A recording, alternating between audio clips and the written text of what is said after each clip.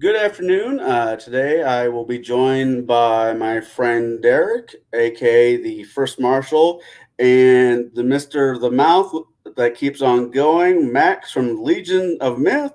I am doing today as a special stream.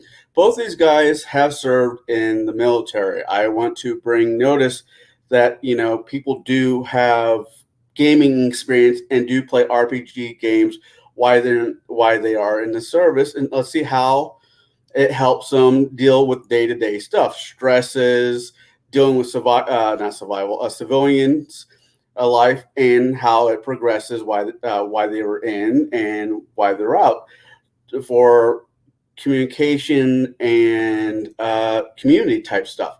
So, with that being said, I'm going to bring in my friend Derek, First Marshal, and have him say hello.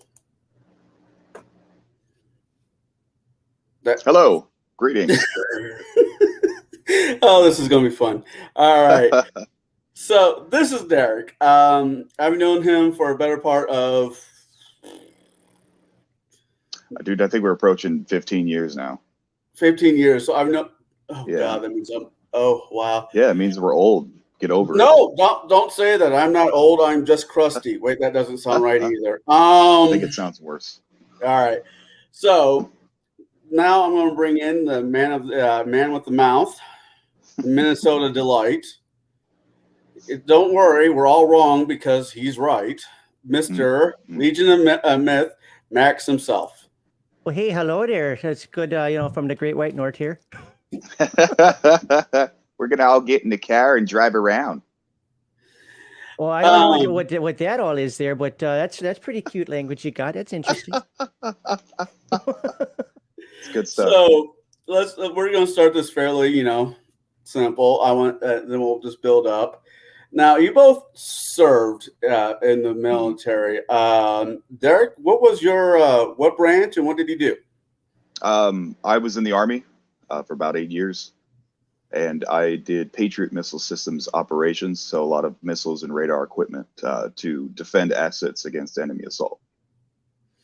All right, and Max, I believe you said you were in the Air Force. 9 years in the Air Force. I was actually in South Korea when they brought the Patriots over there. So Very I cool. got to see them when they first came in. But I was a graphic artist, combat camera. So not quite as combat trained as probably him right there, but more so than most Air Force. That's very cool. So okay, now where did you where are you from? We all know where Max is from. He's from Minnesota, eh? Home of the The North Stars. no stores. Yes, yes. So where are you from there, Derek? Or do you have another? Do you want me to call you Derek, or is there something else you wish me to call you? Uh, you know, Thanks to being in the military for an extended period of time, I've been called everything under the sun. So just pick one. All right, asshole. Uh, Where were you from? Where were you born? Him or me? you All got to right, be no, more specific all now. joking aside, Derek, where were you born? I was born in Fort Riley, Kansas, actually. My dad was serving overseas in Germany at the time. And my mother was, 2 weeks over the limit for a pregnant woman to get on a plane. So I was almost born in Germany, but at the time, Fort Riley, Kansas. Grew up in Colorado mainly, lived there for about 12 years, and then just kind of moved around a lot. And that after I left Colorado is when I actually joined the military. That's funny to me because this just shows how the military has a lot of overlap. I just spent 10 years in Germany, just recently came back, and my tech school is in Lowry Air Force Base outside Denver. Right on. That's very cool, actually. Now, Max here is a big opponent for a game called Earth Dawn. We have a game. We have somewhat of a drinking tradition because he might bring it up more than once. Every time he says Earth Dawn, you have to take a drink. Now that you're new to this, we won't oppose this on you as of right now. Trust me, it will be a thing. I can Now, sprint away and go get a beer if you want me to. we might have to. Depends on how long this goes and how long we have Max stay because he is a busy man from time to time. Right. What was your first edition? What was the first game that RPG game that you played, Derek? It was actually a third edition D&D when I was 14 years old. Yeah. Steak. Max here is a big fan of second edition. Everything after second edition just needs to be tossed in the trash. Well, not tossed in the trash. Anything Just Watsy. have, Just put it. Just be. We can make it real. Say anything Watsy. yeah, just remove D&D and call it more dice with nerds. Right. Whatever. So third edition. So did you play before you went into the service? Was this something you picked up while you were in the service? How did this come to be? Technically, my dad is the one who showed me. Cool. You know, I'm a teenager. My friends and I are all looking for something to hang out, and he suggested Dungeons and Dragons because, you know, it sits us in a safe basement. We're not out there starting fires and painting the town red, so to speak. And he kind of was a proponent of the platform that lifted us up into that environment. And as far as I'm aware, that original group that I played with, we're still playing to this day.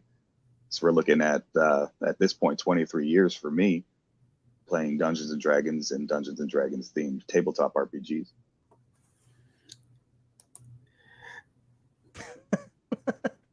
I'm prolific. I haven't slept. Actually, I got like 2 hours of sleep, but you know, I'm sure they'll kick in at some point. So your dad got you into playing D&D. That's awesome. Yes. Considering you and me were, well, I'm 38. You're what, 37? 37. Yeah. 37. So we were at the tail end of the Satanic Panic. Unlike Max here, who got it full in the face. I mean, right in the face. Max, you care to share what was your first gaming? Oh, my first ever RPG I played. I honestly don't remember if it was Advanced D&D or if it was Redbox D&D. I really don't remember because I wasn't in control of that side of it, and I only played once or twice. Long story short, yeah, I went to Lutheran school, and it was one of those old-fashioned Lutheran schools. So Satanic Panic was alive and well. And Right. when somebody found out that I was going to play D&D, that stopped very quickly. Oh yeah. Outside of that, though, then the first game I really got into, as in, okay, I'm allowed to play it, I enjoy it, so forth, was BattleTech. That's why my name's Max Liao. You know, this kind of stuck, you know, from those days. I had Battle Droids, to be fair, but again, I still wasn't quite versed with the game. First role-playing game I played, I don't know which one I played first, but I think it was Robotech. It might have been TMNT from Palladium, but I think it was Robotech. And I was allowed to play those because they weren't devil worshipping. Now, Makes sense.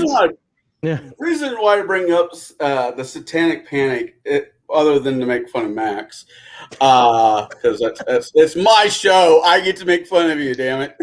He's the host. He is the host. So unlike Friday, where I get to smile and nod.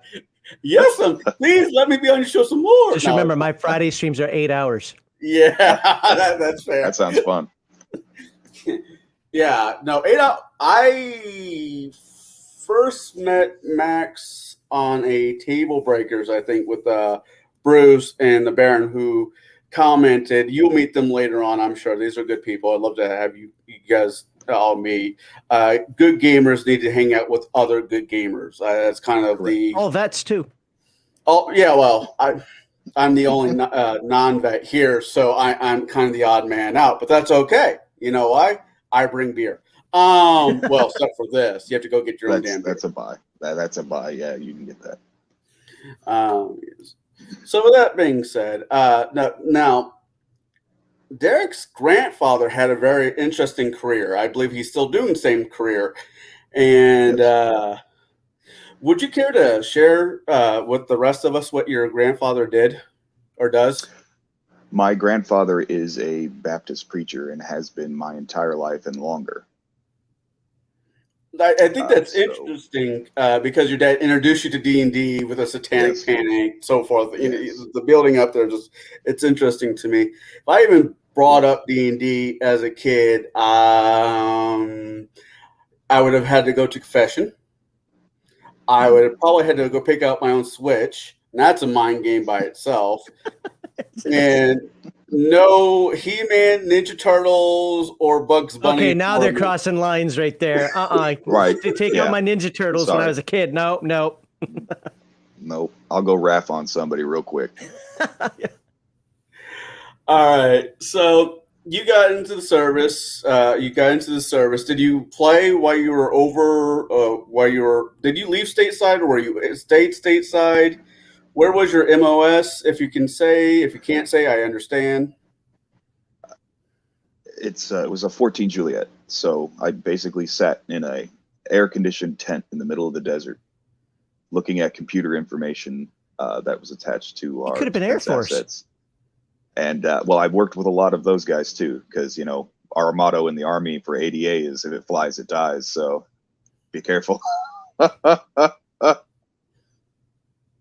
no, I played with a lot of my fellows, brothers and sisters in arms with D&D. In fact, one of my most successful groups that I bring up stories to my current groups actually comes from my time that I had in the service. We took a lot of people who kind of knew what Dungeons and Dragons was, except for myself, who was the Bogart DM because I had the most experience at that time, and got a lot of other soldiers to love the game because it's intuitive, it's tactical. There are resources, there are princesses to save, monsters to destroy, evil regimes to bring down, and it just kind of fits very good into the psyche of a service member, especially those in combat arms, to have a game where they can either escape from the reality that they are currently doing or accentuate the environment in which they find themselves. So uh, to say that I played D&D in the Army is just kind of a small statement in comparison to the impact that it had overall on our group. Now, Max, you said multiple times over the many streams that I've been in with you, and I'm sure in other times, that you've traveled while you were in the service. You traveled and you gamed almost every base that you were at. Now, Oh, outside of the Air Force, too. I've been a contractor and a government civilian for another 20 years. So, Right. right, and you just got back from Germany. You just said, yeah. Right. When you were actually in the service Air Force, was gaming a thing that you and your guys did? Did you have to bring it up? Did you fall into a group? How did it happen for you? pretty much every place it was the same way at that point. So you got to understand, when I was in the Air Force from 92 2001, especially in the 90s, it was still the stigma against it. In fact, I got a letter of reprimand for something I didn't do because we were easy targets, blah blah blah. So it was still that progression from high school where people would kick your dice around. Now it wasn't that bad in the military, but I'm just saying, like, there was still a stigma against it, I guess you'd say. But Yeah. I was always able to find a group. Kirtland Air Force Base, my first real duty station. Oh no, let me go back to tech school. I was playing Dungeons and Dragons in tech school, and I got my Article 15.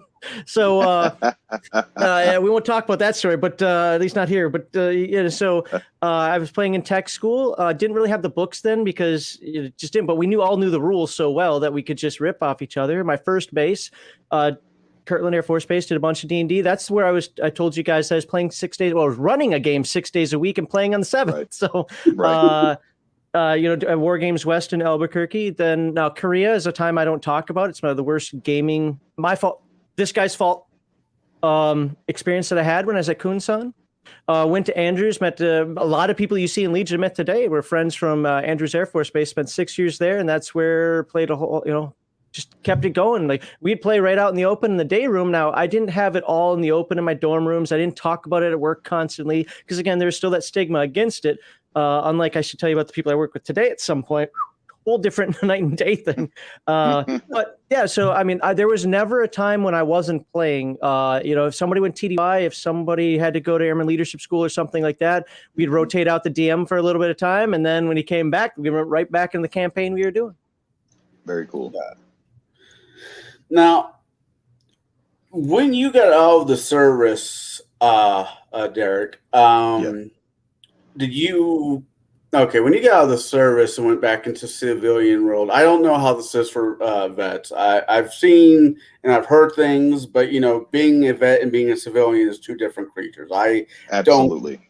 get what you guys have gone through. I will never say that I have or whatever. I mean, so with that being said, there's like movies like what was that, Hurt Locker. That Yeah. was really good. It came out a few years ago, where that guy was just staring at the grocery store, looking at all the types of cereal, and just being overwhelmed by the amount of choices that he had.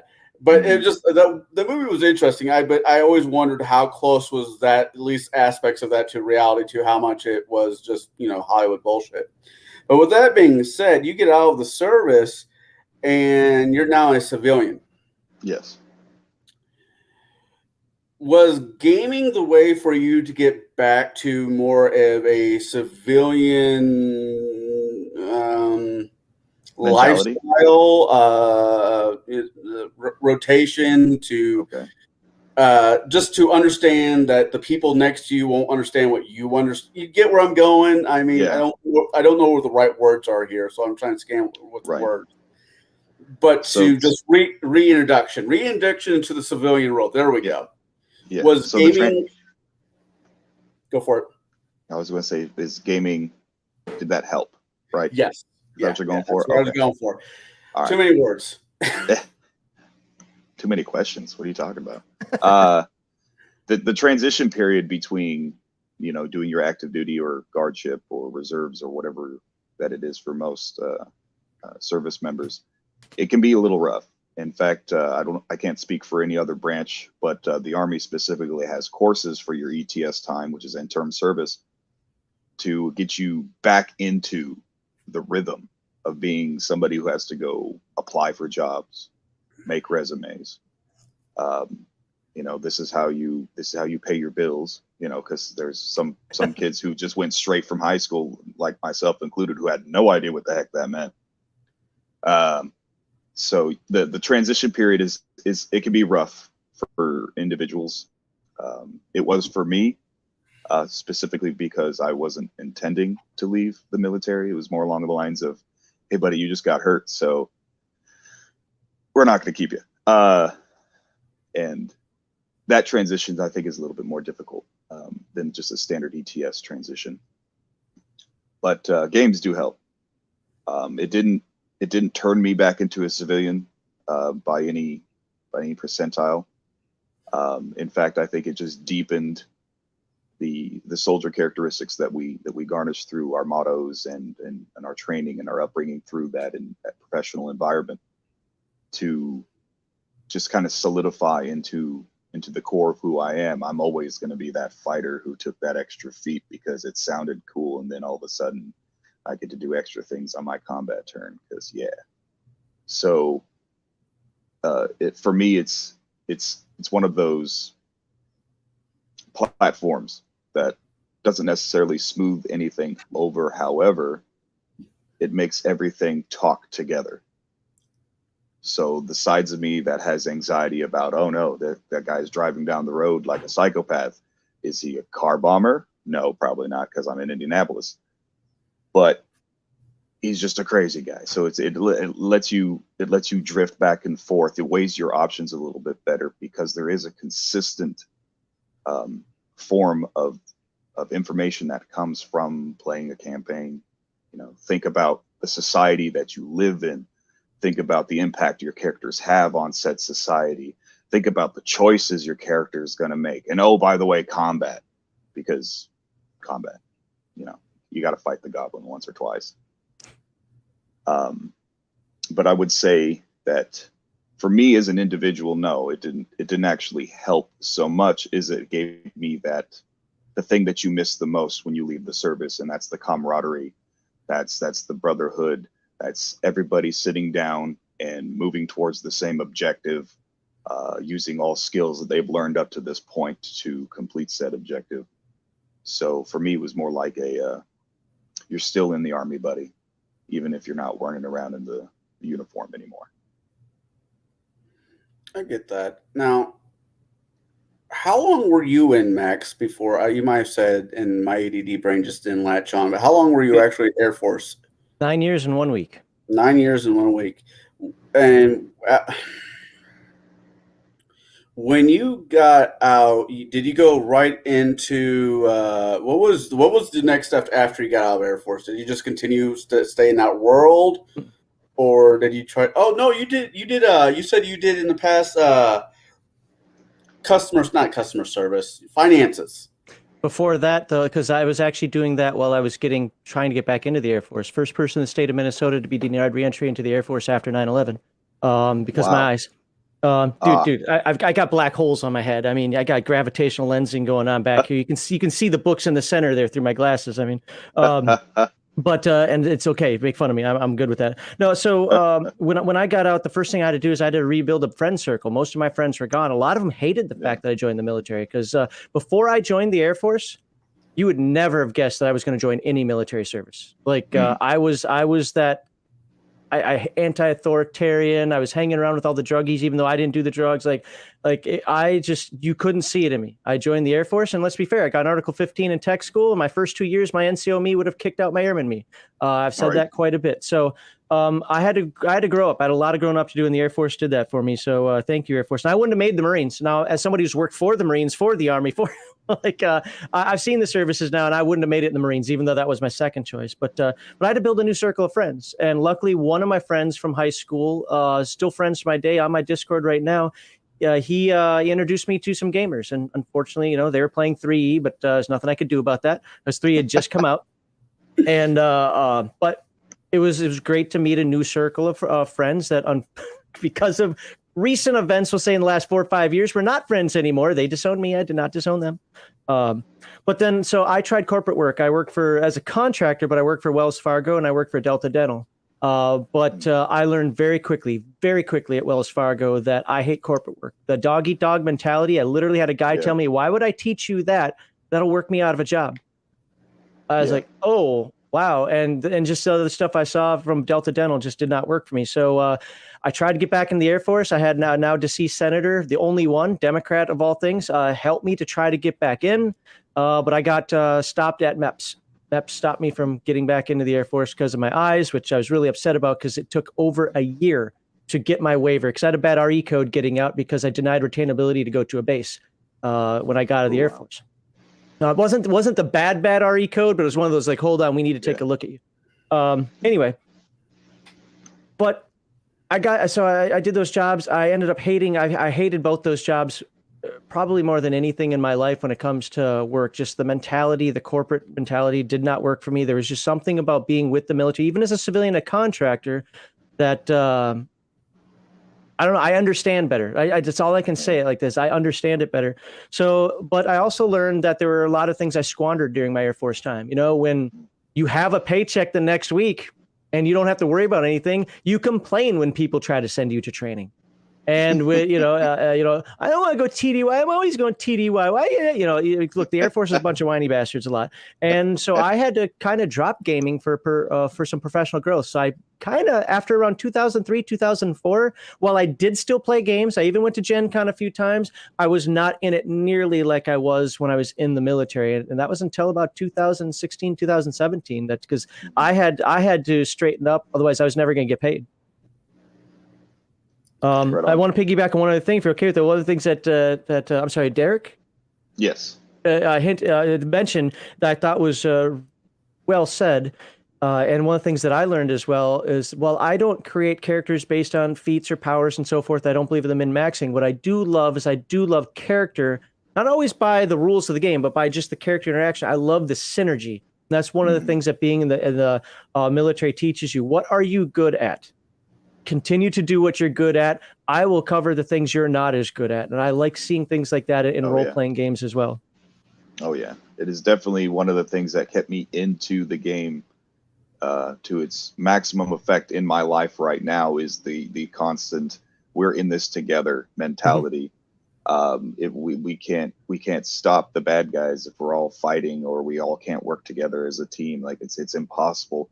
And they drill that into our heads in the service completely, from day one to day end, whoever that is, on boots on ground or boxing ground. You have to stick with your team. You have to follow, lead, and protect your team, because without that, nobody goes home. And I love that you said that, because this is what drives me crazy. And pardon me, Connell, if I'm getting off track here, but this is what drives me absolutely incensed about like the Twitter crowd and the new crowd in Dungeons & Dragons world, calling us grognards who play first and second edition AD&D and all those little games, racist and colonialist and all these other things. I work for the most diverse organization on the planet. I'm a government civilian now, and I went from active duty to 13 years contractor to now 6 years government civilian. And I work with the most diverse group of people at very high security clearance levels. I couldn't get this far if I was an actual racist, misogynist, whatever istophobe you want to call me. It's that teamwork, because I know I have to trust the guy next to me. Yep. So that's one of the reasons it gets under my skin so much. It's like, do you not get it? Are you so in your dumb little bubble there? I'm not going to go off more because I'll start cursing. But I was about to say I like the dumb little bubble thing because I think I have different words, but they say the same thing.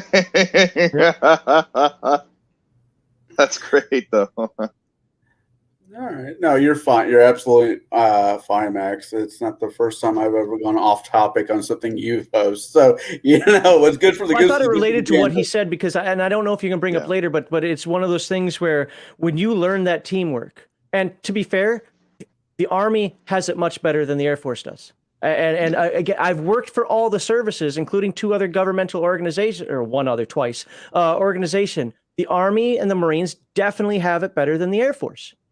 We have a whole thing of not my job. It's true. Yeah.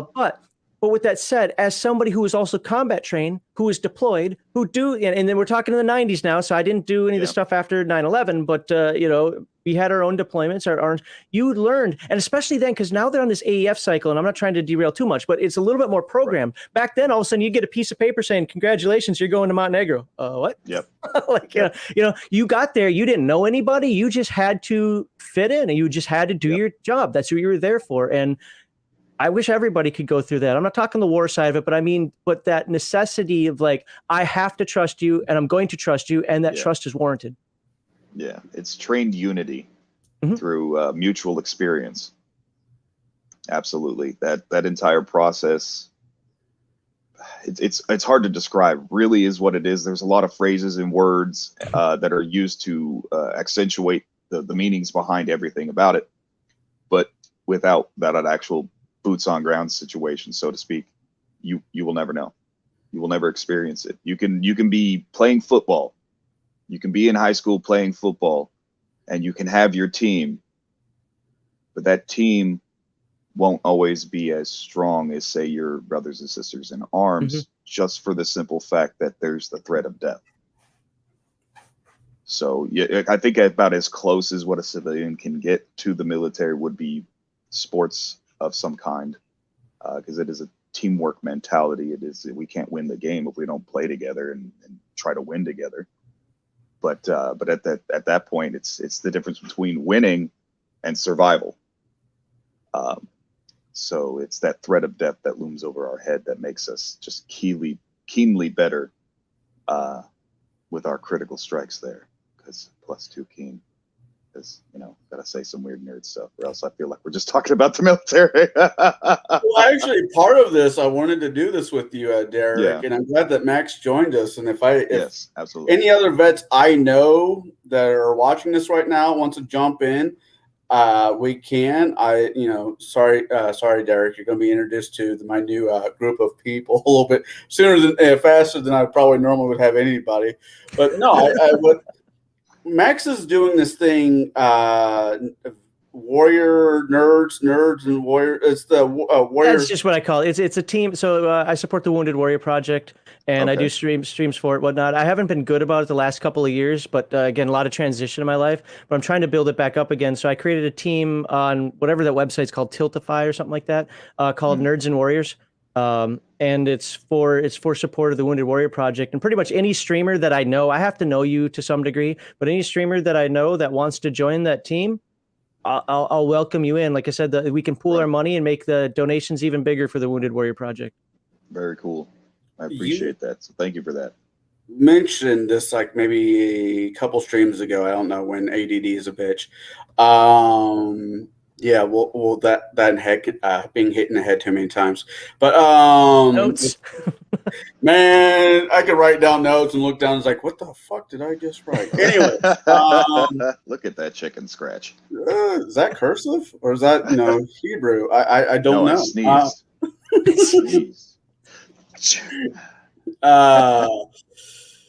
So yeah, I kind of warned you about this, Max. Me and Derek get together for too long, and our goofball natures will just we play off of each other a It's lot. good. Yeah, the only Um, benefit you have right now, Connell, is that I work nights and this is kind of early morning for me, so I'm a little wound down. But right. once I wake up all the way, all bets are off. Sleep. What's that? Oh yeah, who needs sleep when you're just awesome? Right. Now, what kind of games? I'll just make this. Yeah, I'll go with this one. What kind of games are you playing these days? I mean, are you just doing 5e, or are you doing Pathfinder still? I know Max is like 5e. The best thing about Pathfinder is, Is that you according don't to have to play Max, it. is no, that's not nice. The best thing about Pathfinder is it doesn't say D&D That because is it's true. not. But Yeah. what are you playing these days? I mean, are you doing a 5e blend, or are you doing Pathfinder, going old school? So my current build with my group right now is we're all just a bunch of DMs, literally first. We've all run campaigns dozens of times. We've had multiple worlds that we've created from the ground up. And what we basically use for ourselves is we're a think tank.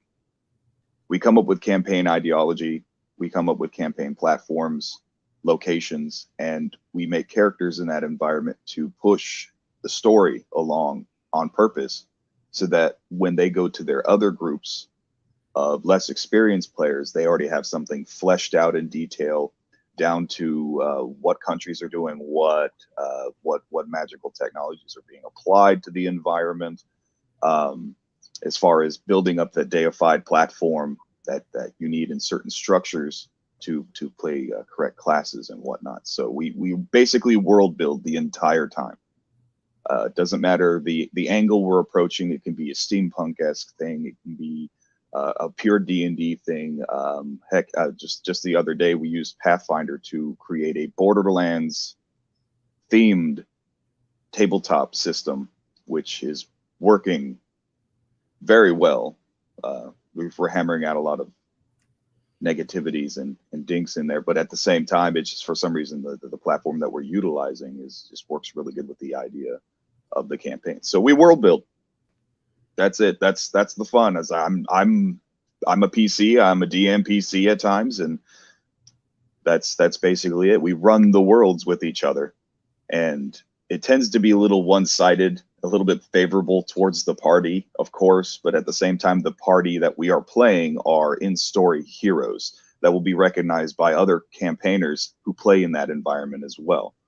So it's not just, we're making sure that we have the easiest time or whatnot. We have a lot of experience between all of us. I would say that at the three people sitting in the table, there's 44 years of experience with Dungeons and Dragons and tabletop RPGs.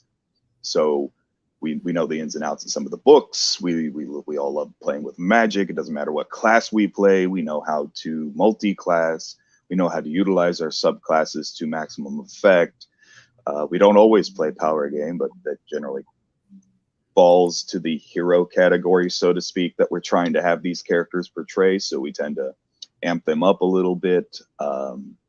It's generally a lot of homebrew environment. We use Raw as a platform, just like most other DMs do. But it's just about playing that, create the world, because that's fun for us, and that's the part we enjoy the most. And that's what's important, is trying to track down what you and your group are trying to do as the most important thing for across the table. And ours is, let's build the world. Let's get the economy right. Are we going to do a gold-based structure or a silver-based structure? How often are we going to apply magical chaos, so to speak, into our environment to change outcomes and whatnot? It's so far manipulating very well. They are having fun. I'm having fun. And it's just three dudes sitting around a table, jaw jacking, rolling some dice, talking about what mountains are too tall, and and is this city going to fight this city tomorrow, or whatever it is. And it's pretty fun. And everybody at the table, specifically in our group, we all fit a certain niche that is very important for a DM. Each one of us has our own strengths and weaknesses, which is applied across the table for any game master or dungeon master out there. You're really good at one thing, and then you're kind of good at a couple other things, and then there's some stuff that you just don't care about. Sounds like fun. Kind But of I wish I mean, lived closer. Is yeah, that a living well, world? it is a continuously living and adapted world. Yes. That's awesome. We go back and forth. We've done legacy campaigns for some of our platforms, and it's insanely fun. You know, you get to gotta have my DM buddy stop playing Wizards because it's just breaking all the games constantly. And you know, being an instant deified character right away just because I can open the book and spells. You know, 'cause there's some stuff out there if you haven't figured it out that is really weird. One of my favorites that I heard about a little while ago was the Druid.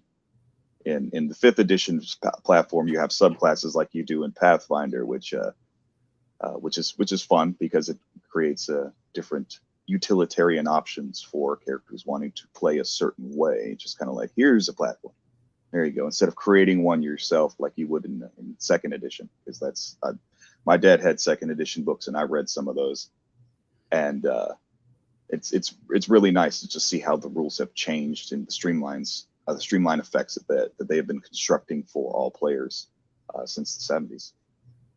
See, that's really that's nice. where you and I are going to disagree. I don't think they are streamlined. I won't derail the conversation, but that's Right. like one of my heartburns with the modern thing is they've got more glitter and they've got more shine, but they're not really streamlined because especially if you go back to like Rules Cyclopedia, you had warrior.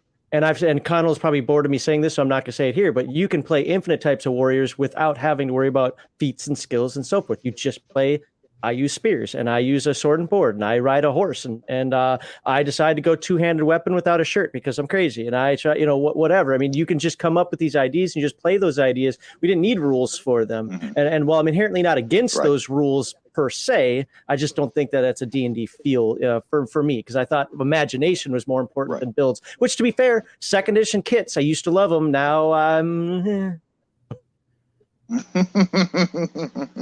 right. Now, Mac's ideal game is the way he games. Correct me if I'm wrong. Is you're fresh off the farm. You are it's called off the farm gaming. Yep. Yeah, you are a young male, young female, whatever, what gender might apply to character, and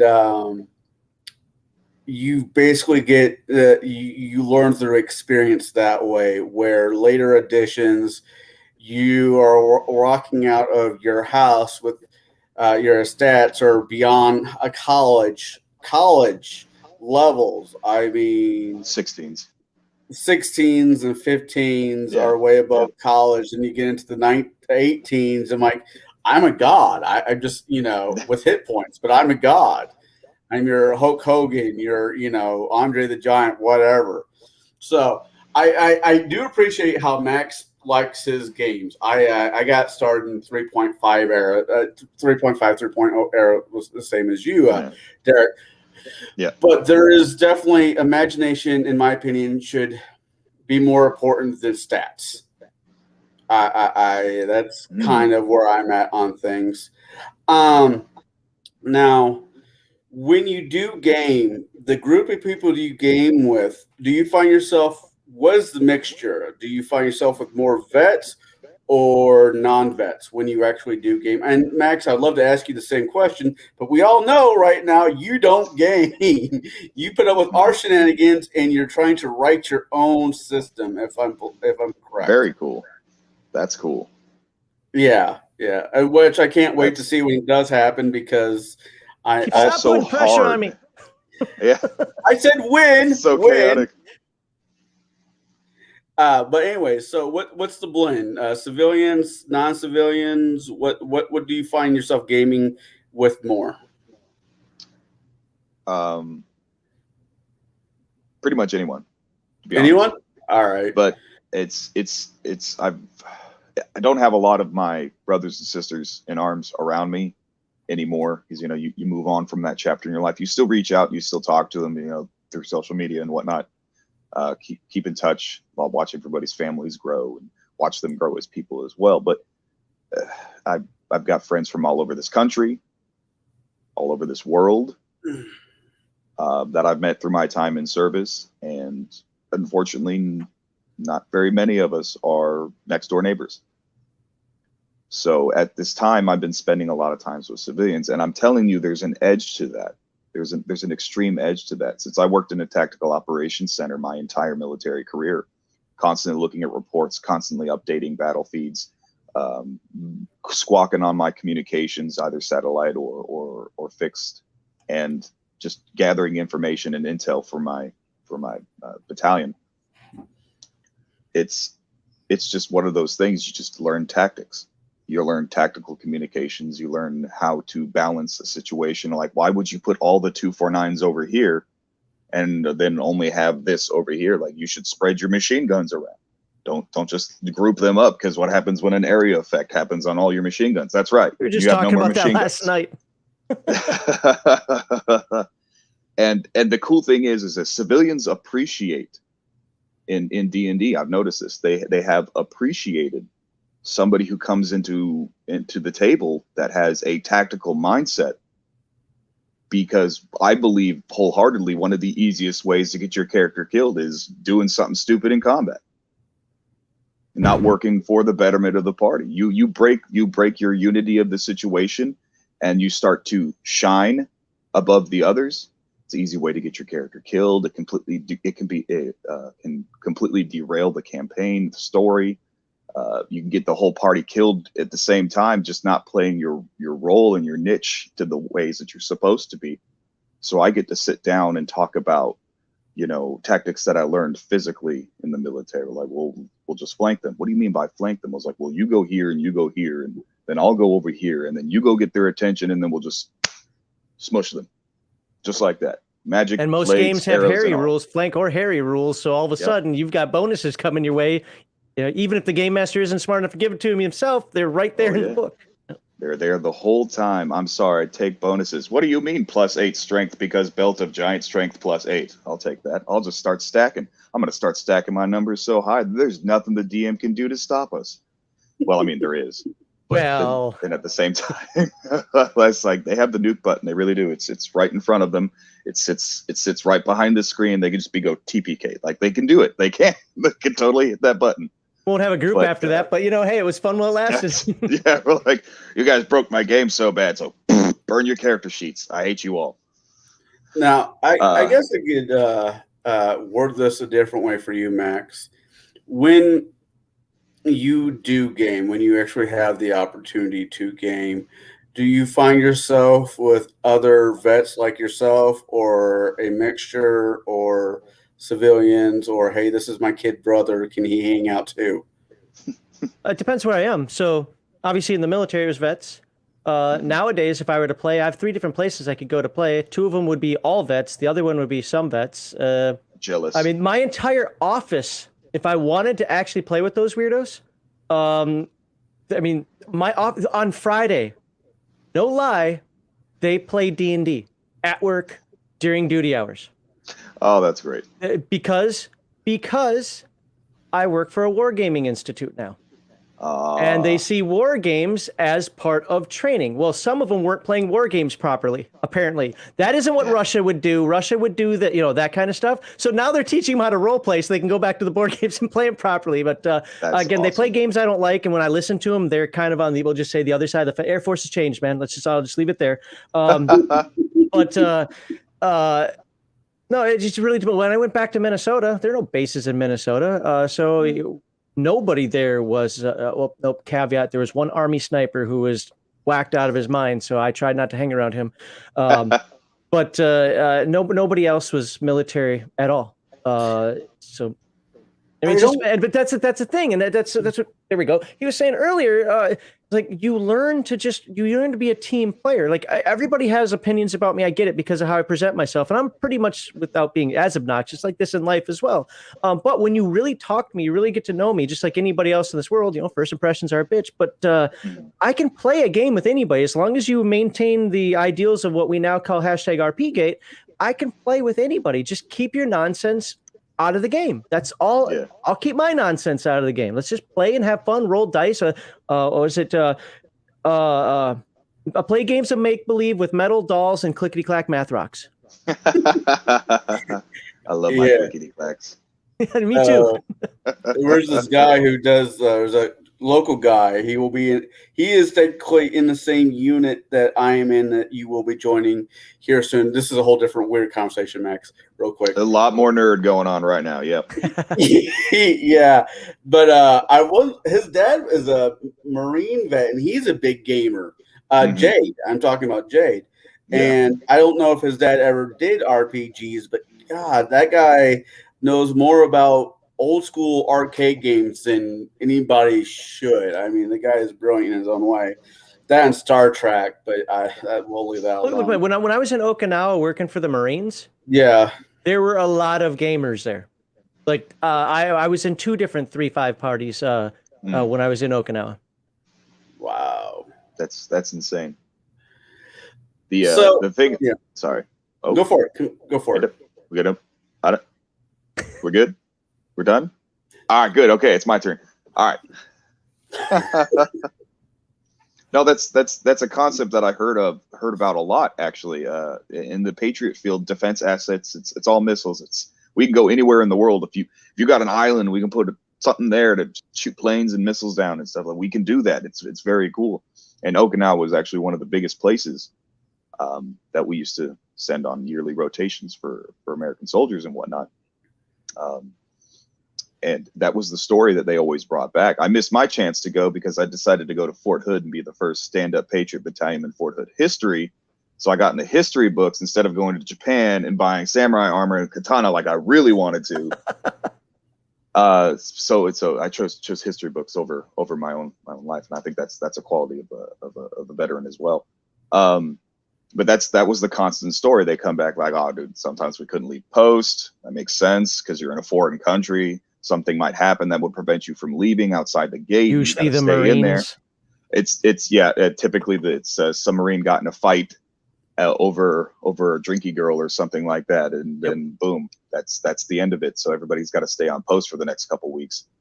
And a lot of them filled their time with drinking first and D&D or tabletop RPGs. A lot of Warhammer got talked about as well. And I'm sorry, those games are really fun for people who know how to drive tanks.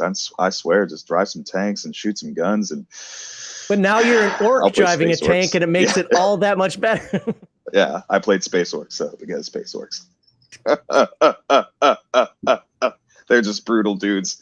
And you always look at it like a game. That's the best part. Our training comes into that as well, especially in the Army. We train as we fight. So we have, in my field, we were almost about 2/3 of the entire year at a 365-day cycle was spent in the field training with our missiles and our teams and getting ourselves ready for capacity combat and defense relations to open war and whatnot. And you're constantly rolling through simulations, because we could inject information into our computers and run a program, and then we would become the little pieces that move across the board and do the thing. If like there's 60,000 missiles incoming and you only got 32 on the launcher right now, what are you going to do? Like, well, I guess we're going to die. No, you can't think that way. You got to go out there. You got to go stop the missiles, and you're going to die trying.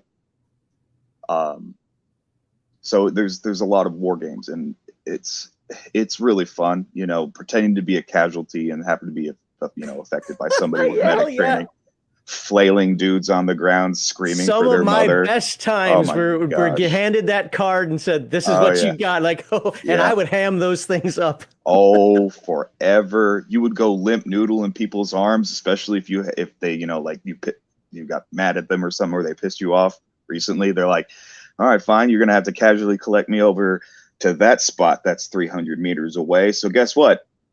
My card says unconscious, so I'm gonna go dead weight on you.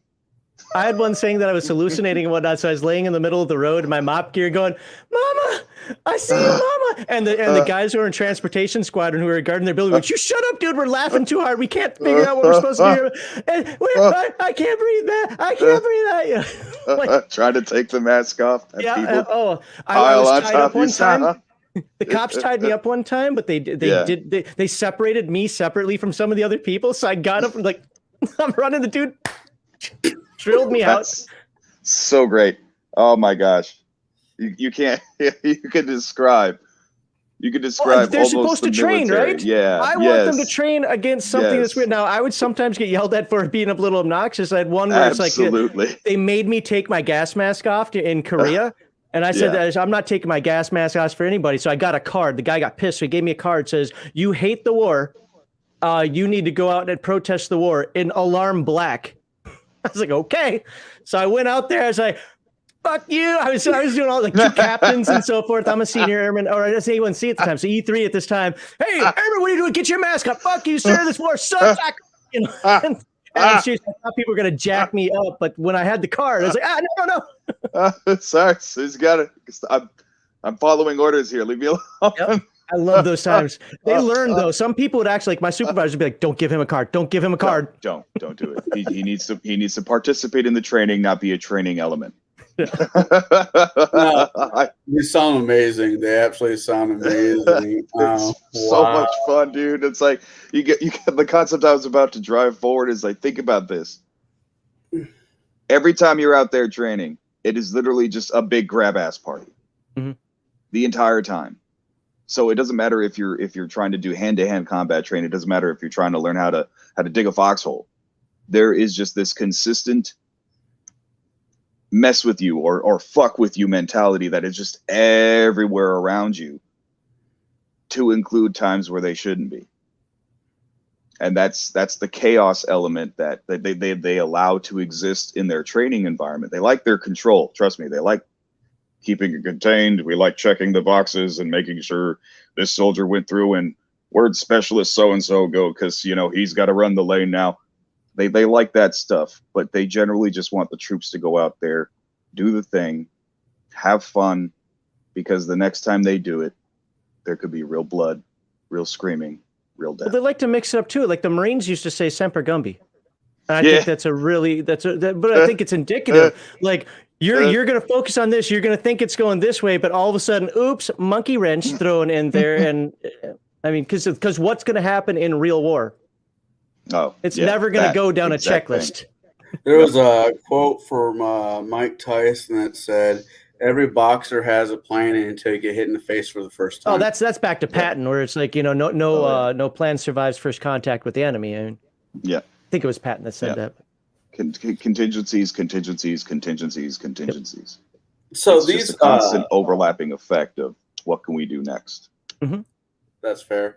Now these training exercises, do you use that? I mean, when you're doing RPG and you make yourself a character, or hell, you're the DM, and you're running NPCs, and you're running, let's say, Goblin Raid for whatever reason. Okay. Does these training activities give you thoughts on how the NPCs should be acting if it's getting raided by a goblin, orcs? I'm not going to go dragons because I guess it's like being... That's an A10. What are you talking about? I use dragons all the time.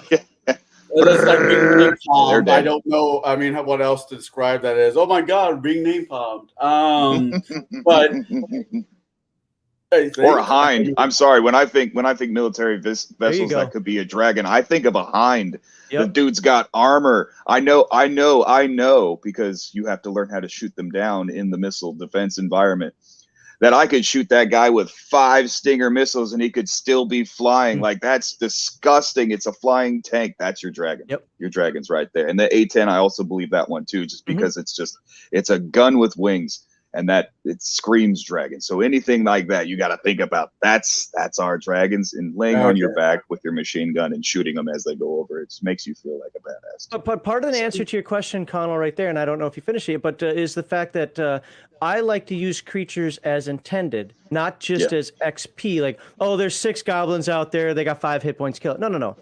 For 5e people, there's a great book out there called The Monsters Know What They're Doing. I even go back to 2nd edition, which is my favorite edition, although I'm getting more sold on Rule Cyclopedia. I like to look at the things like the ecology, find out exactly what their little traits are. Again, there's going to be an evolution, whether you do it through God's created them or they evolved into this, or who cares. These creatures survive for a reason. They're still around no matter how much XP the world gets killing them. They still exist. So there has to be a survival trait in there, which means they can live. So the goblins are going to be sneaky. The orcs are going to be tough. Whatever it happens to be, and they're not going to fight stupid. It's not going to be a bad Bruce Lee movie where one person runs it at a time. So you use the strengths of those creatures, and like the training thing of it.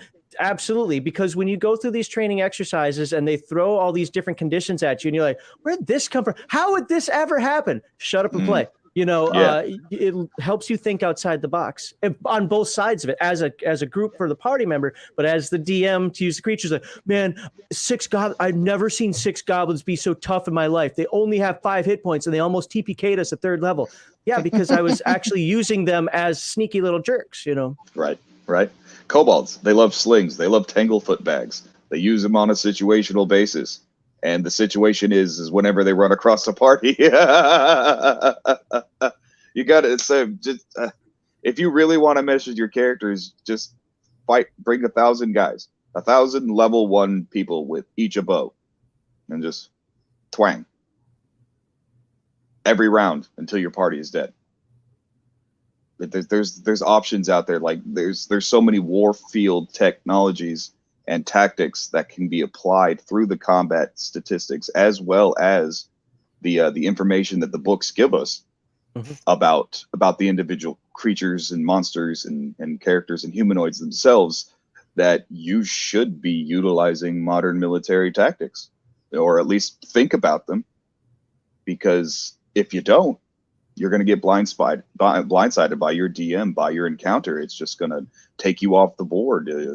Make a new character, and nobody wants to sit and spend 2 to 3 hours, of which I believe is the average time for most players right now, is 2 to 3 hours to build a character. I know, right? I know, but right? to build, okay. I know, right? It takes that long to build a character. 15 minutes. I've been playing for 23 years, 2 decades. Yeah, it takes 15 me minutes. 10. I'm done. But using your example right there, the warrior who just charges into the fight. I talked about this in my Forbidden Lands game last night again. But that warrior who charges in, like, I could take him because he knows he's got hit points. They can only do this much damage. Blah blah blah. Well, hey, Dungeon Masters, that fighter who charges in like an idiot all of a sudden gets harried. There's 6 goblins around, or whatever. Or in the game that I was doing, the example is it was a Minotaur. And most games, okay, I can probably take a hit or 2 from a Minotaur. Not in Forbidden Lands. Forbidden Lands requires you to use teamwork. You will die if you don't use teamwork. And the way it works real quickly is that Minotaur gets to roll 14 or 16 dice, depending on what it's doing. You get to roll 5 or 6. Not an equal fight. However, if the entire party is rolling 5 or 6 dice, all of a sudden that's 20 to 24 dice versus 14 to 16 dice. Use your teamwork. And all of a sudden, when they realized that, literally nobody died. And I thought that dwarf was dead for sure because I messed him up the first round. All I had to do is just tap him one more time. He used me a goner. But they picked up teamwork and they beat that Minotaur. And I'm telling you, he threw a temper tantrum at the table. We're supposed to beat this stuff, blah, blah, blah. I love it when games encourage and teach that style of teamwork. And I really think that the modern game, so the terms I use, if I didn't say it earlier, is 0 to hero. I absolutely believe in the 0 to hero. You become a hero. You don't start a hero. And the modern game starts you off, not all of them, but a lot of them starts you off very heroic, where it's really hard to die. Well, it's not fun to die. Well, if there's no risk, I don't get it, because I might go through 5 first level characters before I finally have one that starts to level up, because things happen. Bad luck, bad dice rolls, I do something stupid, whatever. If adventuring was easy, we wouldn't do it. If being in the army was easy, every single person would do it. Yep.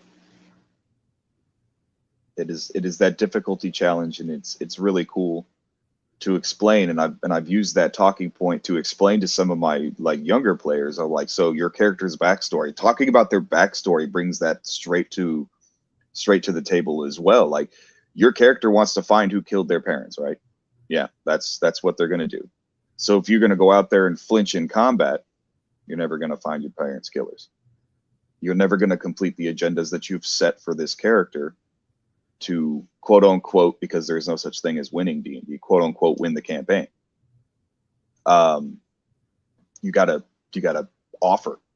You got to be helpful. And I have a buddy who's just used to be so horrible at it.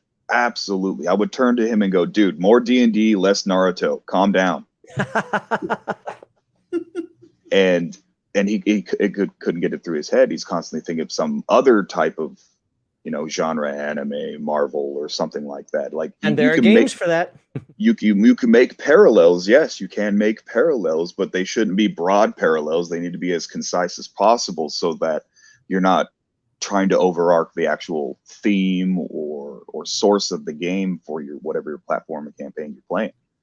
And it was fun, actually, speaking of that, to watch him go from being this punk that was getting constantly kicked out of groups because he just couldn't settle down, couldn't figure it out, to somebody who's like, this is great, dude. Did you think about this part of this NPC yet? Like, we could probably talk to her about doing this and that to help the party out with this. And we could just pay her and she would probably accept it. And we're like, okay, so now he's thinking about the NPCs. And once you start thinking about NPCs, you're in. I believe that. Once you think about the other little creatures and characters that you run into as characters yourselves, once you start thinking about the NPCs and how to not necessarily manipulate, but manipulate the game and use all the rules, use your skills, for God's sakes, you got so many of them, you're a rogue, damn it. To help push the campaign or the party's agenda along, it's actually kind of fun to watch. As a flowering nerd. Learn to be part of the world, not above the world. Your first level, you don't get to be above anything. And even when you're higher level, if you get in a domain play, if you do that sort of thing, or just before that, you might be strikingly powerful compared to the average person, but the world still has something to challenge you. And I don't care who you are. You piss off the Kingsguard, the king has unlimited resources. He does. He could drop the army on you like that. Just go get him. Hire mercenaries where the army doesn't go, et cetera, et cetera. Yeah. So. Oh my gosh, so many options, and don't even talk about flying mounts because then they're gonna catch you. I love all that stuff. It's just I almost went on a rant, but I stopped myself because it's something that wasn't we were even talking. But it's something completely off topic. I love and rants. It's just something sitting in the back of my head, and I was like, no, that was not a question asked. Only give information when they ask you a question. And that's military he's training. He's giving bluffs already. Good dude. Man, shit. Okay. Now, being a DM, now all three of us have been DMs multiple times. Is there any time where you're doing a combat scenario where you're just looking at the party and see what they're doing? We kind of just talked about this, but I want to kind of ratchet from a different angle. Okay. Just a different angle. Words are not my Kurt friends. Angle? Yeah, Kurt Angle, that too. Okay. Watch those ankles. Anyways,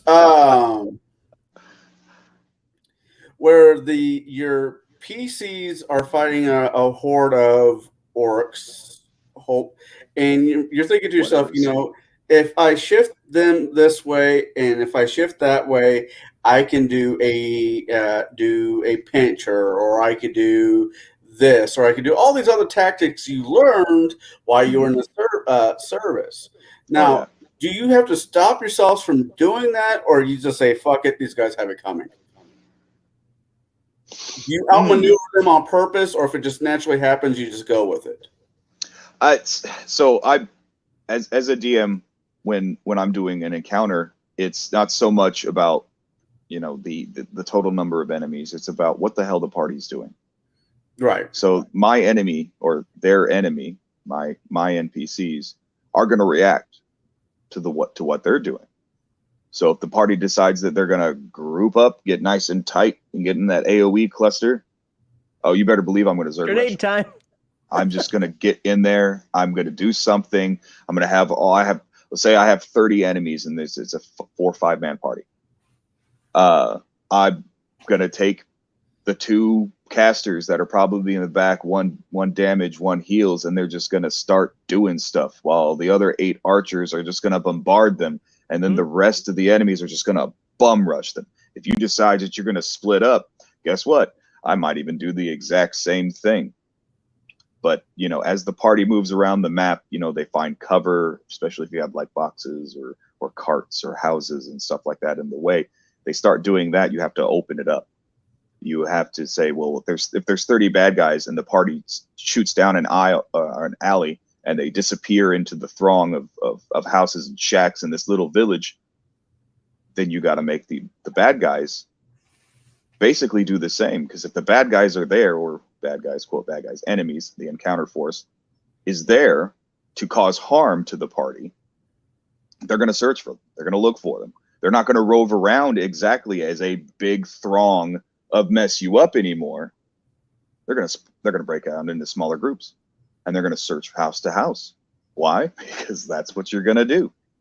That's exactly what you're going to do. And yeah, you get lucky. The rogue fails a save, doesn't hide anymore, gets spotted by one of these groups. What is that group going to do? Hey, boss, I found him. And then whoosh. And then it scares the crap out of the party because, oh, crap, there goes our rogue. He's got that potion of invisibility, but I don't know if he's used it yet. So it's all based on what the players do. But tactics, I don't care about that. There's a saying, we've been using the same tactics, we just have better toys. So all that flanking process, bait and switch, tactical withdrawal, all that stuff has been utilized in history for thousands of years while we war against ourselves. So what's to say that in a fictitious semi-medieval fantasy environment that those elements do not also exist? So save. Don't feel bad for the party. Trust me. I play with a lot of hero characters, and there tends to be some min-maxing and a lot of power push and pull. So that's just to establish legendary characters. And you're going to throw it at them. We try all the time. That's our favorite thing, is trying to figure out how to break ourselves as we are sitting here with these uber powerful characters. We picked the right feats. We have the right items. We chose the right skills. Oh God, I'm a druid and I've got guidance. So guess what? We're going to make everything happen that we want. Oh, you're a divination wizard. Now you got future sight. Oh, you get up to a D8 extra on your skill checks. Awesome. Cool. Yeah. The party's going to start creating potions and if the rules allowed guns, oh great. Now the party has guns. Everybody's still got bows and arrows and crossbows and stuff. Okay. They got guns now. Time to drop a Tarrasque on their base. So I'm done with this. This be done.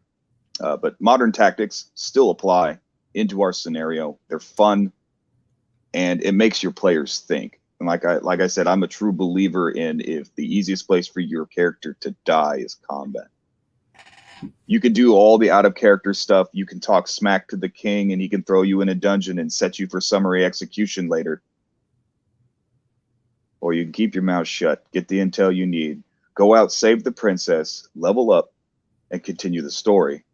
Because that asshole who sits across that screen worked on this environment. So if you want to go out there just to throw a pinch, just to throw, some upset, to shake the board, so to speak, get off the table. It takes months sometimes to build a campaign. Months. And I think I went off topic. I'm pretty sure I went off topic. I went on a rant there. It's all right. It's all right. It shows that you actually care about what you're talking about, and that helps. Yeah. Same question to you, Max. Okay. Well, I can't really say too much better than what Derek already did. I will add just a couple things. First of all, sure. I always leave an out. It's up to them to take it, though. There's always the choice to not go through the portal. Or you kind of knows what I'm talking about. There's always the choice to actually dump your crap and give it to the dragon. If you choose not to take it, well, then you get half PK'd, like Bruce did. But I always leave it out for the group. They just have to choose to take it, because I think that's fair to the players. Yes, there are such things as no-win scenarios. There, you got the whole 300, you got the Alamo, but that's really no fun for any player. Now, my favorite tactic to use, and I'm spilling something here, is a delaying tactic. So let's say there are 30 orcs. I'll send 10 of them in to fight the party. The party will be like, oh, we can do this. It's going to be tough, but we can do it. 3 rounds later, the other 20 come in. Yes. And they're like, oh, no. Of course, they always think, you just did that because, we were doing it. No. This is Nope. called tactics, I love doing things like that. Or if it's a road and it's hard for them to go left or right, to go off the road, maybe it's kind of swampy or it's a deer path or something like that. I'll be like the Roman martyr. Look at how the Germans defeated a lot of Roman soldiers. Oh yeah. Like just use those kind of tactics, hit and run from the woods, stop them from being able to move forward. You hit the caravans, they have no supplies. You hit the front lines and the troops can't continue to move forward. Right. We used to do that with Humvee training. I've got a bunch of stories about that. You take out that first vehicle and that convoy is stopped, and I hated convoy protection. And then the other thing I wanted to piggyback on was, again, what Derek said was that whole thing about inside the town. And you stop just short of one other thing that I would do. I'm not saying you wouldn't do it, but I'll add to that is start using civilians as bait. All right, I broke into this person's house looking for you. All right, this old lady's going to die if you don't show yourself. Especially if it's an orc, especially if it's another culture that's actually at war with this culture, or even sometimes just some evil mercenary bands. All of a sudden the party now you're in a moral conundrum. What do you do? Do you give yourself up or do you let the civilian die? Oh yeah, like that's making those decisions. Making like, do I burn the orphanage down or what? Like that's like the big, for some reason that's the big joke in a lot of D&D circles. Like, way to go burn the orphanage, you freaking Ours creep. was burn the village down. That happened in an Earthdawn game I was running. Two villages didn't like each other, so the party had this great idea. I'll get yelled at Haven Dog if I say party. Okay, one of the characters had this great idea, and the rest were like, it's not so bad. If we burn one village down, then they all have to get along, right? Like, stop. They all have to move in together. I mean, come on, right? 50-50 is good, right? I love that stuff so much. Like, because you sit there and you're like, I don't want to tell players how to play the game, but you're supposed to be heroes. Like, well, in Earthdawn, you're kind of required to be heroes. There are no alignments, but you're basically required to be heroes. But imagine if everybody's neutral, chaotic, or lawful good. Yeah. It's neutral, chaotic. Neutral, chaotic, or lawful good, like good. That's all the bases. If we have all four of those in the party, I think we're going to be okay. I mean, lawful good, neutral good, chaotic good, but they're all of good alignment. Oh, yeah. They're all good alignment, down the village, like, where did this come from? Stop. Why did that guy all of a sudden become very, very hateful? I was in one of Bruce's campaigns, and we had to go. This was with Baron G-Rock. Bruce was DMing, and a few other guys. I think Jade was even there. And we were sent to, we're playing Kingmaker's Pathfinder. If you've never played Kingmaker, it's a really cool hex game where you have to build a kingdom. It's more than the normal hack and slash, modules. About. But we had to deal with witches. And I'm like, okay, I'm playing a rogue. I'm playing a rogue alchemist. I'm like, I got this. I climb up a second story window. I throw alchemist fire in there. I catch the building on fire. And I crawl, as I'm back down, I'm like, why did you do that? They're witches. You burn witches. You burn witches. Yeah. Well, first of all, you see if they swim like a duck, but Well, yeah. One of the guys is like, that's an evil act. I'm like, we were here to stop them. I just permanently stopped them, Yeah. But that does bring up an interesting point, and I'm not trying to derail here, but just something to consider about in games is that evil? I mean, look at the Salem witch trial stuff. I mean, again, we look at that from today's land. Obviously, that was evil. Even at the time, a lot of people were saying that's evil. Were they evil? I mean, from their perspective, and I was trying to say this to one of the guys. I don't know if it was DM James or Mr. Max. That's other series, but I was trying to tell it to somebody as big as Geekus, where you could have two competing empires, and I'm overgeneralizing intentionally, but you can have the Islamic Emirates and you can have the Christian Crusaders, and both sides think that they're good. Of course, we think they're evil, they think we're evil, whatever, but you can have two competing good powers. Of course, it turned into a theological debate where that's actually not good, but you can have that, and they're at each other's odds because of a theology, because of past look at Yugoslavia, past sins, things like that. You can put good people against each other just because of history as well. Yeah. Yeah. It's one of my favorite things to utilize too, is take the history element and just start, tweaking it in the story. Like, what happens if the Romans were a little bit more Viking in their presence? You know, like just coming up with little funny things like that, like thinking about cultures that normally clash together. But what would happen if they didn't clash together? What happens if they came together? Oh, Imagine the Vikings and oh, Romans against the Golden Horde if it had lasted that long. oh my gosh! It would have been great.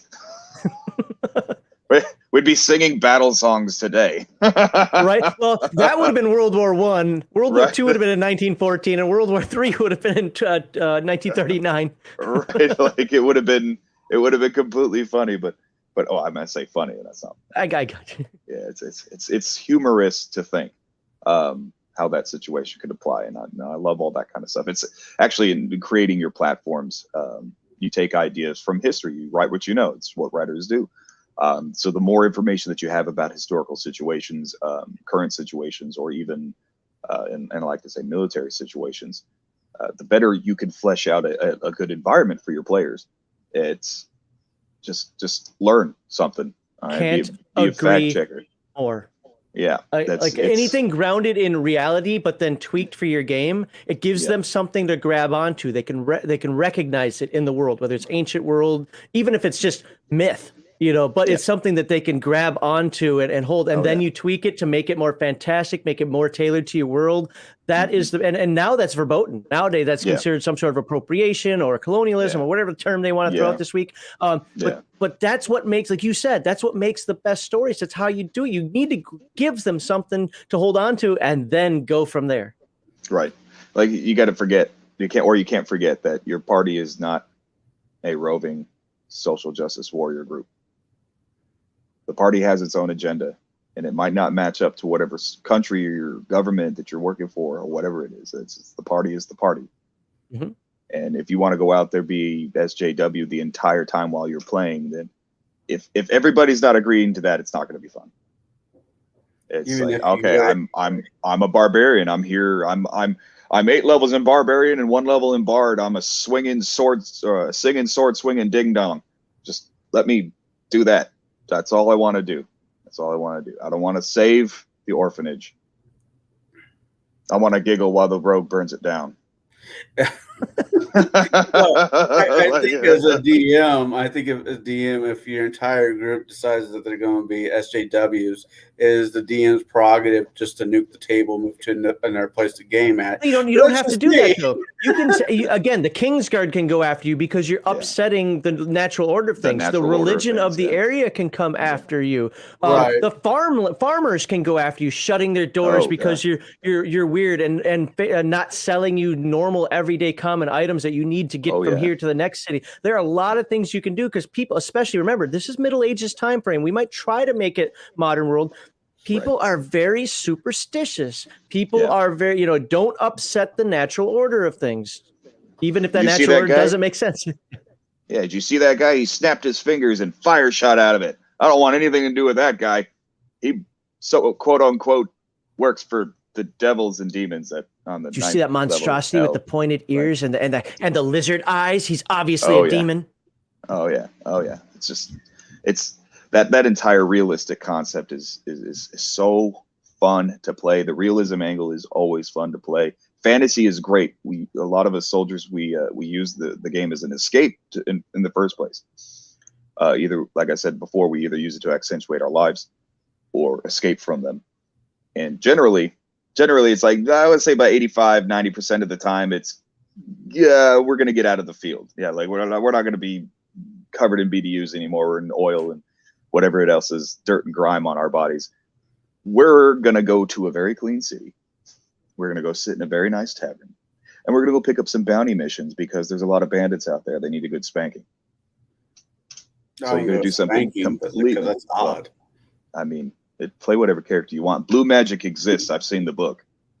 Oh, so I've seen the book. Right. It exists. There's a lot of weird stuff, and if you think that D&D is just like this nerd centralized core environment, you're right, but you're also wrong, because there's a lot of influences that go from our world into that world on a continued basis, and the best way to keep it balanced is to make sure you don't over realistic it, because it is a fantasy environment. Magic does exist, and no, magic and science are not the same thing in D&D. Science exists, physics exists, but then there's magic too. Like, why does it work? Magic. Well, One explain of the the terms science that to I me. used to do is if the physical world is addition and subtraction, magic is multiplication and division. Yep. That's how it's normally explained to me. It's what my dad actually explained it to me. Now there's a flip side to that, though. Very young. You don't want to, like, and Connor will recognize this from Kai's rants, but I've been saying the same thing as well. It's like, you don't want it to just be, well, okay, that doesn't make any sense. How'd that happen? Magic. That reality has to be, there has to be a good balance. There's a lot of gray area, Right. area to play in. But, and one of the terms I say all the time is I tell people, it's not what's possible, because all things are possible in the noodle up here. Everything, Yeah. if you can imagine it, it's possible. It's what's probable and what's plausible. Yep. That's what's important. And if you can make it plausible in the setting that you're in, go for it.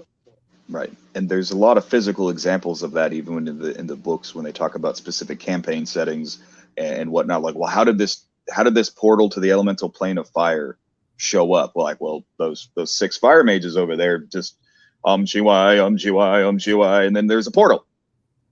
Because magic. That is completely sound. It is 100% canon, and it is filled with lore, so therefore it works.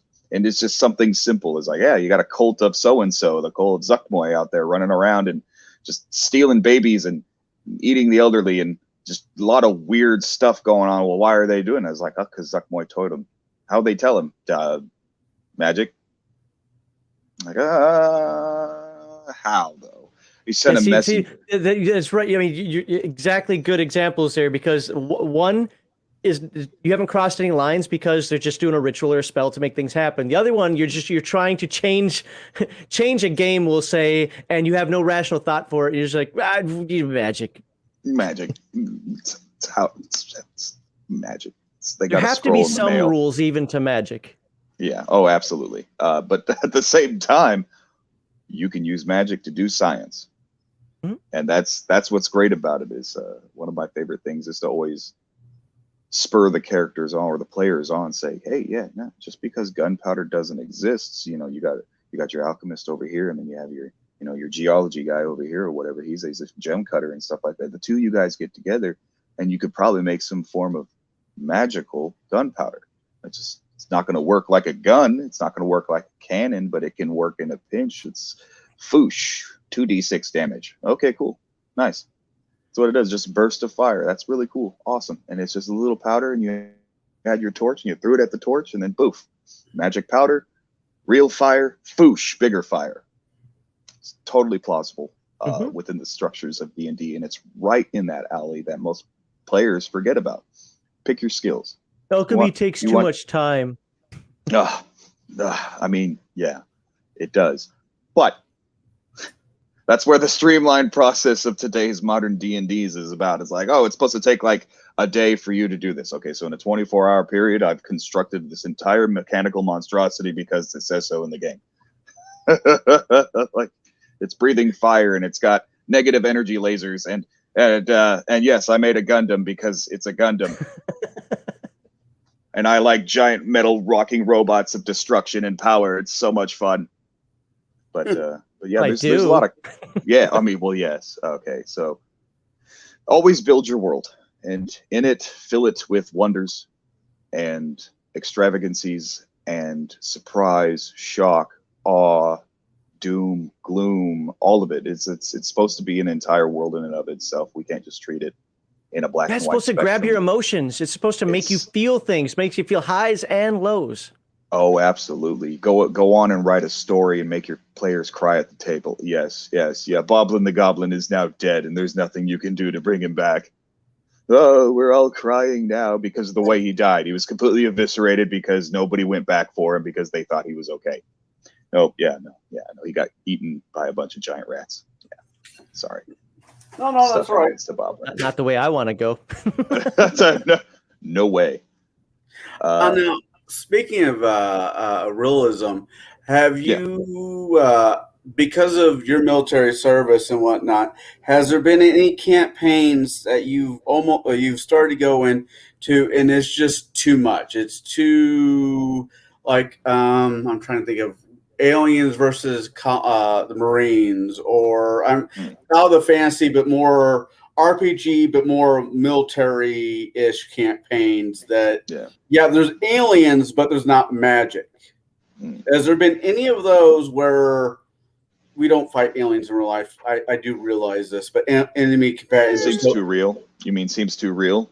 Yeah, enemy combatants are always enemy combatants. That is, Right. that's the one thing. Is There's always an enemy.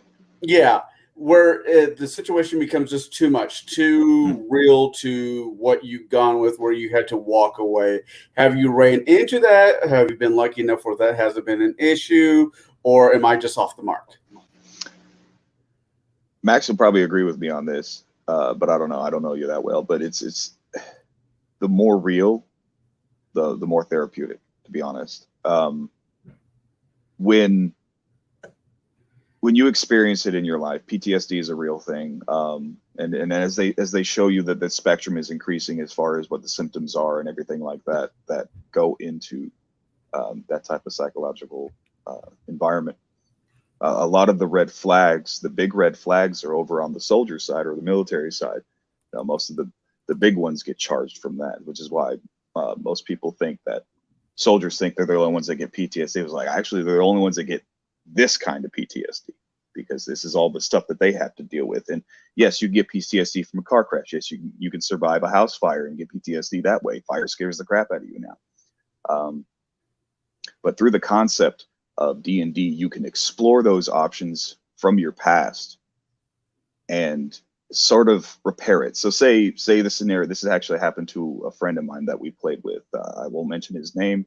I haven't asked him to do anything beyond this description, so I'll just kind of keep it at that. His squad came under attack. He was during Operation Enduring Freedom. He's the only one who walked away unscathed, so to speak. A few of his fellows didn't make it home. A lot of those other guys were taken out of the fight for an extended period of time. And he when he redeployed back here to the United States and came back to Fort Hood and sat around us, he was a completely different person. And that's indicative in all PTSD environments. They're not the same. They feel different. They talk different. They sound different. They eat different. They sleep different. Everything they do now is different because of the impact of the environment and the negativity and the violence and the excess of hostility in those supposedly controlled environments. And we forced him to be the dungeon master. I'm like, tell us a story, bro. Put us in there. We'll do a one shot, nothing higher than a level 5. We'll just do it that way. We'll kind of welcome you back. This guy used to drink all the time. Didn't even want it. Didn't even want it. So that's a couple red flags there. But he persisted through a couple scenarios, and he actually had to, stop a couple times and leave the room. He would come back and apologize, and he's like, "Sorry, my brain just, continued on and whatnot." We didn't even finish the one shot. We all sat there, a bunch of brothers in arms, and going, "What's up? What's this and that?" He's like, "The situation was starting to hit a little too realistic notes. I didn't intend for it that way. I wrote it similar because it's what I experienced. But then the character portrayals we lost two characters in the combat. A bunch of people were down about half health. The wizard was the only one who wasn't hurt because I'm against the wizard. Don't get hurt, wizard. Stay over there and throw fireball at all the enemies." And it became just so hyper real for him that he had to step away, and we finally got to talk it and hash it out. And he continued to do that by not necessarily talking it out, but just constantly pumping his ideas and his experiences into his campaign settings or into his characters. Even if he wasn't running the campaign anymore, he would make a brand new character and flesh out some of his internal anxieties that he has problems talking to. Never ever once went to go see the mental health care professionals in the military or the civilian contractors that work for the government that way. Never once went to them. And now was talking to this guy like 2 weeks ago. He's expecting his second child. Or excuse me, his third child. I'm sorry, his third child. He's off his medication. He doesn't drink anymore. He has an extremely good job, a very healthy relationship with his wife, and a very nice home. And he is the exact same guy I remember before he left. And he said, dude, all I did was found a really good D&D group that was just down the street. We sat down, we played twice a week, every single week. That's how to do it. And I worked out all my grumpies. I worked out all my tears. And now I'm a master of myself again. I'm like, that is his words. Well, I mean, I put a little embellishment on it because he's not as articulate as I am. But that's the energy, that's the emotion that he gave me for that situation. He's like, bro, I'm good now. And I'm like, all right, go for it. Be as good as you want to be, man. I'm glad you're back. So that stuff takes stuff from us all the time. Doesn't matter how much training you got. Doesn't matter how much desensitization you have. Doesn't matter if you're ready or not. You can go out there and SpongeBob all you want, but as soon as the bombs start flying and people dying, there's a completely different thing that's about to happen to you. And it's unfortunately not always reversible. So, sorry. No, thank you. Actually, this is kind of what, the areas I was wanting to get with this chat, because I didn't want, like I said, me and you are a pair of goofballs, and it all gets worse when we're together. But the serious tones that we're doing in this chat is really what I was hoping for and looking for in this chat. It's what's, Right. So same question to you, Max. I know your service was different, but What I saw, I mean, I did see things, but I didn't see anything like that. Again, I was Air Force. I was more rear echelon, if anything. I saw more as a contractor than I did when I was in Right. Kuwait in 2003 when we caught Saddam and so forth. So while I wasn't in Iraq, I was, and just talking. One of the best things I ever did, and then I'll get to the gaming side of this. One of I don't want to call it favorite things. I don't know how to say it, but what memorable things I did. So I worked video conferencing in Kuwait.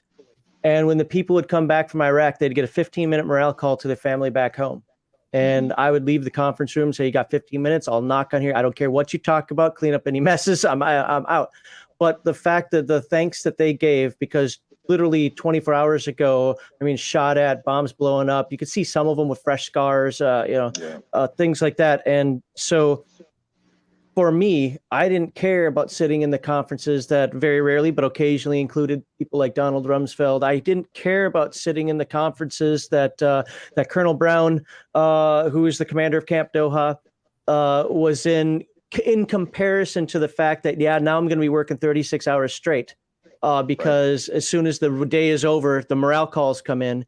And the thanks that I got for the fact of what this 15 minutes probably saved my life. And I don't know how to react to that. I'm just gonna be honest with you. I don't know how to react to that. So thank you. I hope you feel better.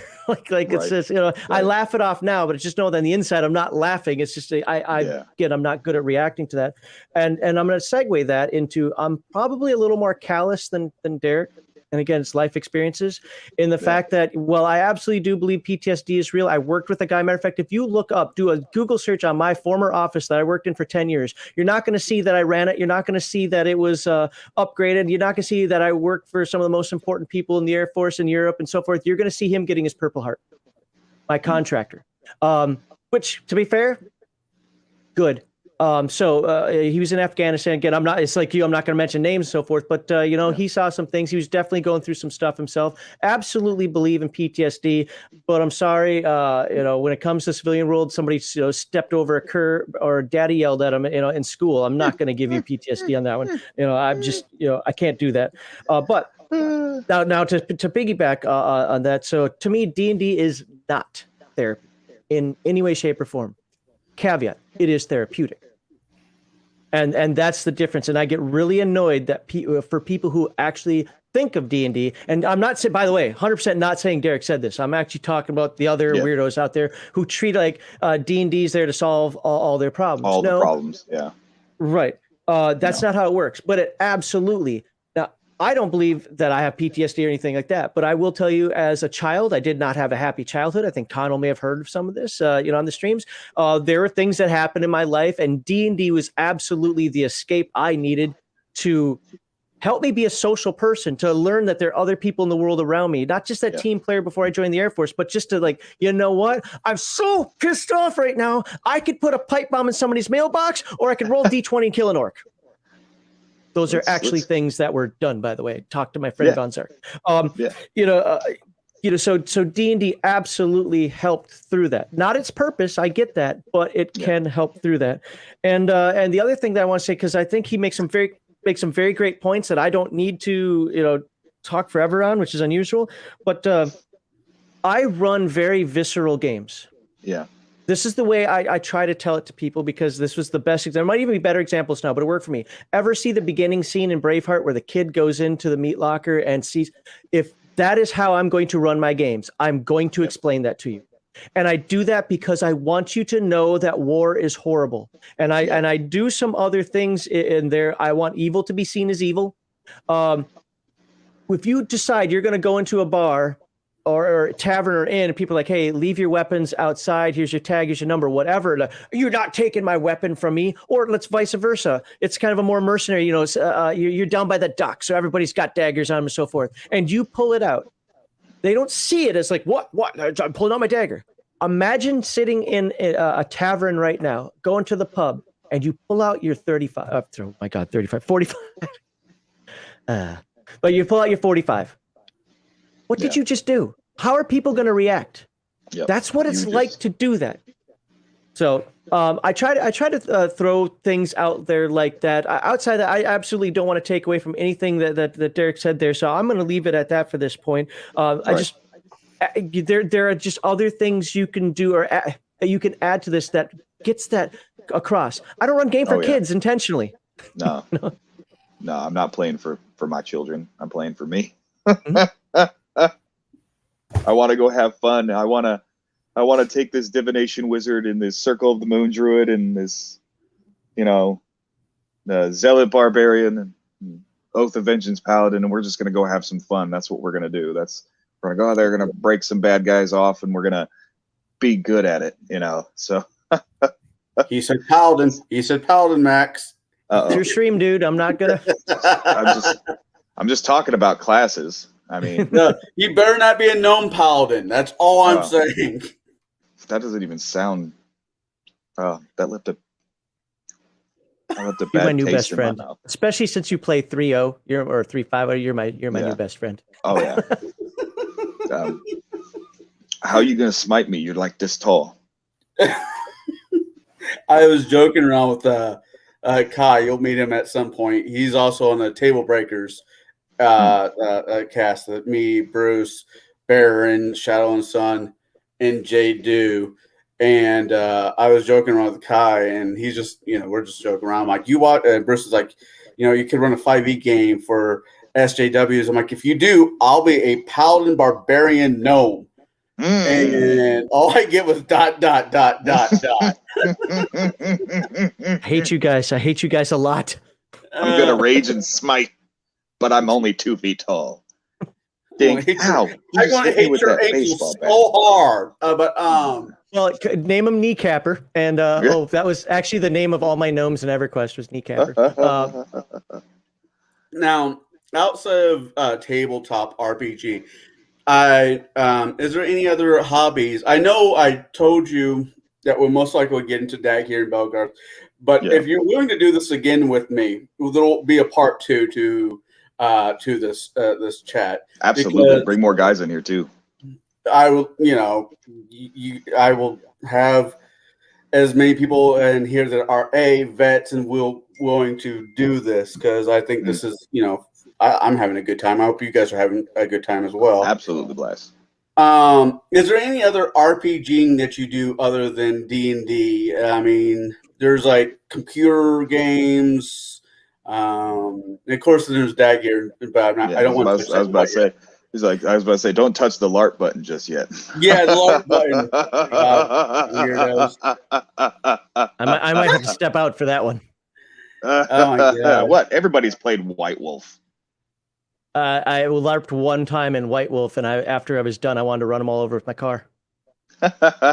Hey, I'm really good at getting the extra experience for being the best actor, and I like that because I'm playing a Fair enough. werewolf. And I used to do I want RPGA to and be get a lot strong. of kudos for role play. I love role playing. I hate LARP though. It's like a line too far for me. A Right. Well, bridge too far, one would say. yeah. That's Yeah. Good movie, Bridge Too Far. Good movie if you've ever seen it. Sean Connery. There's just a bunch of really good actors in that movie. Also, military movie. Okay. You said Warhammer? You do play Warhammer? I've never had the opportunity to play Warhammer. I've seen it played a few dozen times, it's but it's expensive. always 40K or fantasy? It depends on who I'm hanging out with because Oh, cool. I tend to just kind of play anything. To me, I'm video game era. I was 6 years old and I had a Nintendo, and then just games Stop just making started me feel getting old. better. It's okay. It's okay. It's 91. It's all right. Don't think back too long. That was the year I graduated. Yeah. That's my favorite game to play with my ex-wife. Honey, it's what year okay. did you graduate? 92. That's funny because I Gotcha. was in the second grade. She's like, I'm robbing that cradle. But no, like being in that generation and watching video games or just games in general expand and become more what they are. I mean, I don't like everything that's out there, of course, but there's so many options of playabilities. You know, you've got all your consoles, you got PC Master Race, you've got tabletop RPGs, you've got everything else in the bag. You want to take your video games with you? You can do them on your cell phone, or you can do them on an iPad or a tablet of some kind, and you can take your Switch with you. You want to play some Pokemans? Go play some Pokemans. Go get your Charmanders and Pikachus and stuff. And I'm just joking because of course I've got an entire level 100 team that can just whop anything. So they're all out there. They're all out there for us, and I'm definitely part of the absolute generation of all that kind of stuff. And hey, when you're 6 years old, there's a lot of lack between hand-eye coordination when you're trying to live through the steel and wooden environment of your recess playground area. So you have to be extra coordinated to survive recess. And video games were great for that.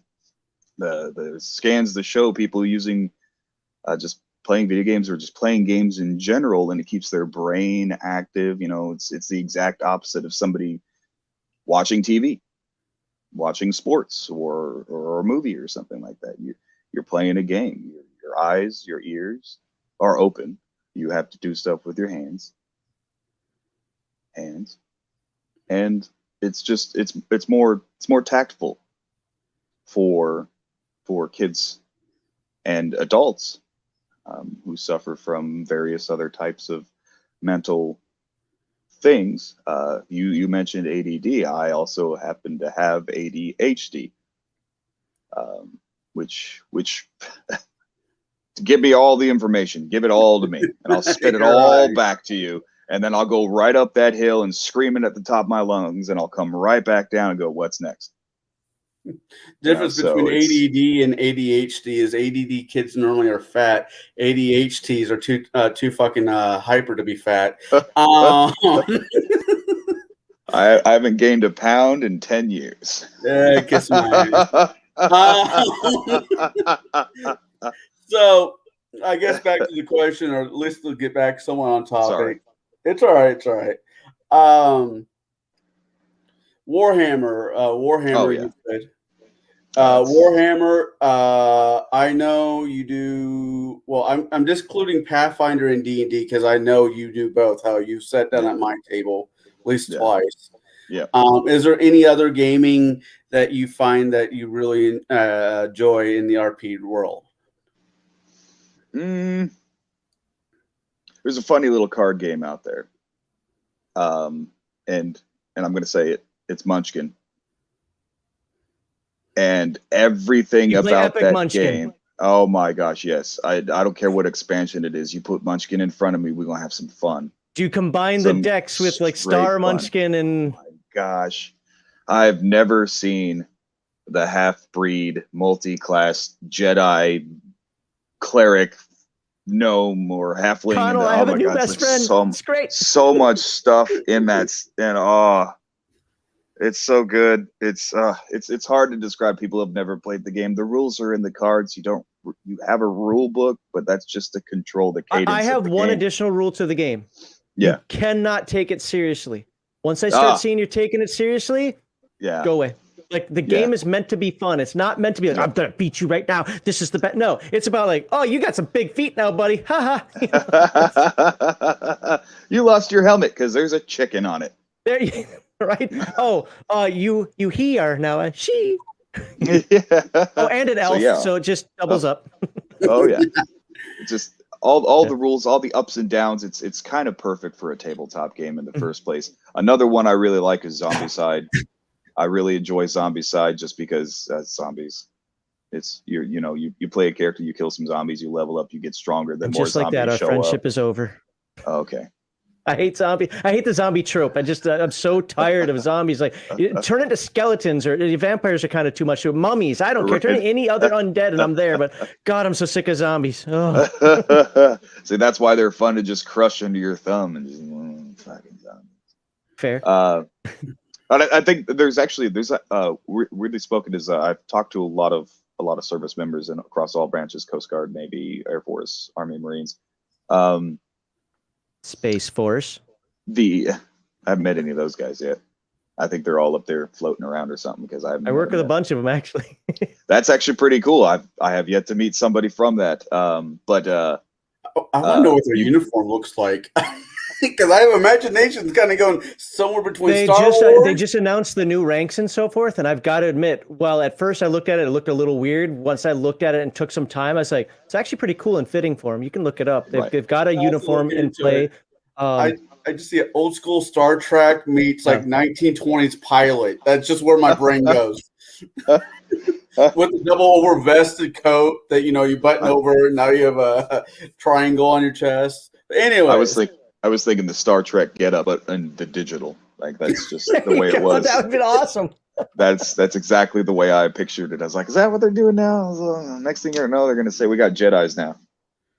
That's a religion. That is that's right. Religion now. I've actually met a guy who had a dog tag that said he was a Jedi. Yeah, Brazil. Another guy who has Mandalorian. Religion. Oh yeah. What? Wait. Brazil. Brazil has it as an official religion.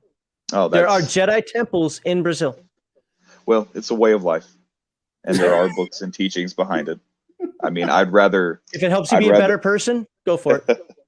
I'd rather be one of these guys. I'm a big Mando fan. I'll go be that kind of stuff. See, we're all different, but we're all the same. We're all different, but we're all the same.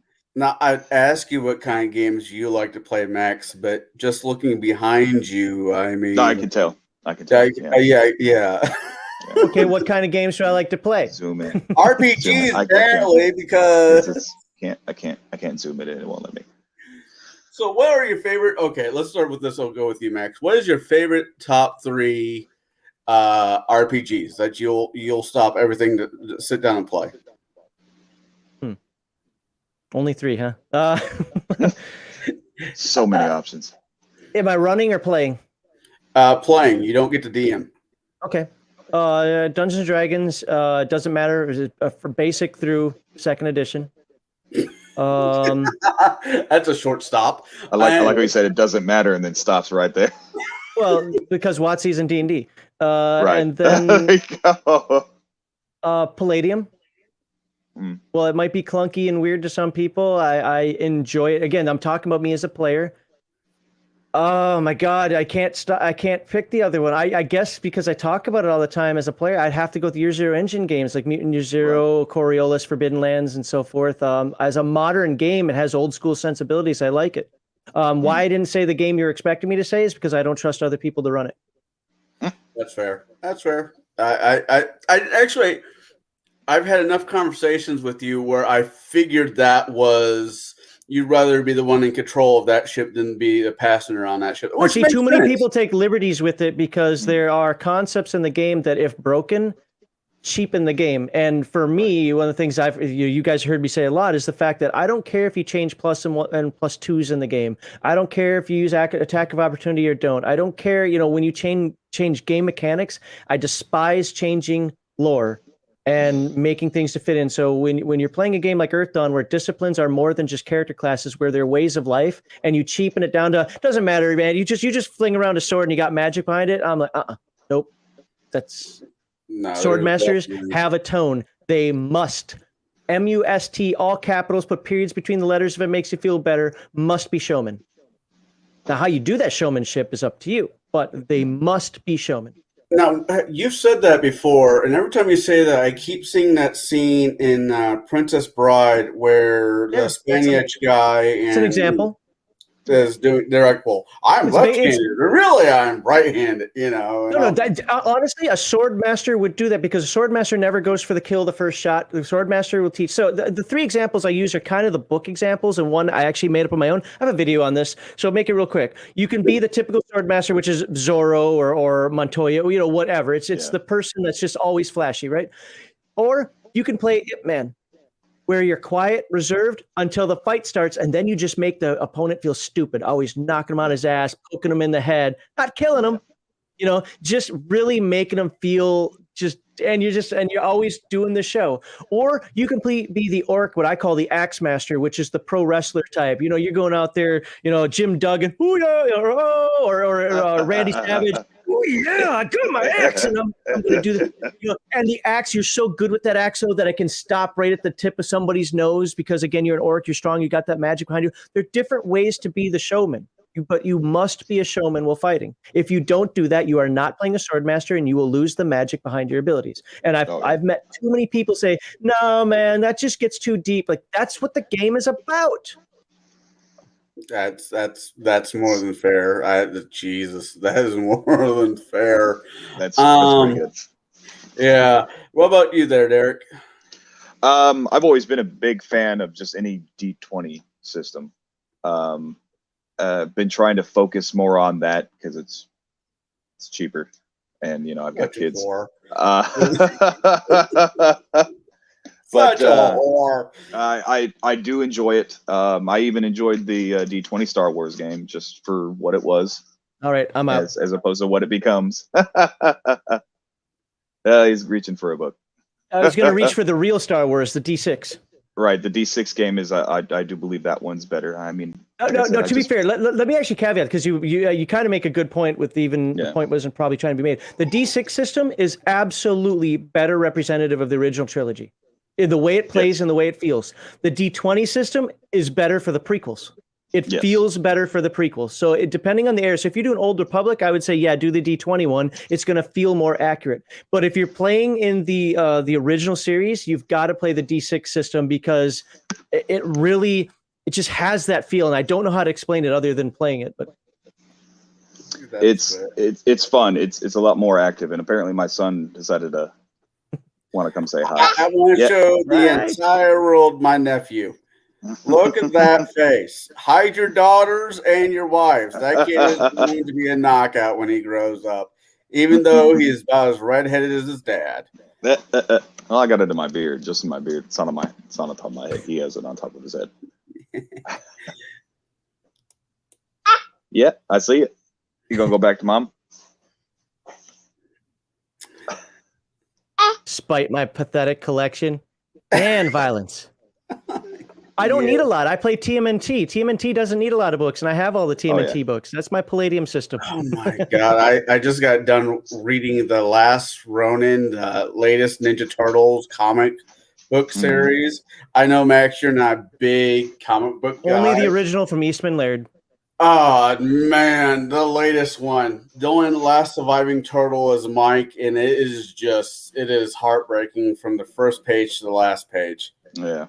And it beats the ever-living shit out of the cartoons we grew up on. Well, yeah, the cartoons were nothing. They had to make it for kids, though. I know. When I run my TMNT game, it is, and to be fair, I have not read all the comics, but it is much closer to the comics than the stupid cartoon. Oh man, that cartoon was designed to do toys and just was T-shirts and Transformers? A lunchboxes. 30-minute commercial. Yeah. Yeah. It was very good. I still love my G1 Transformers, though. Yeah, they're worth a lot of money. I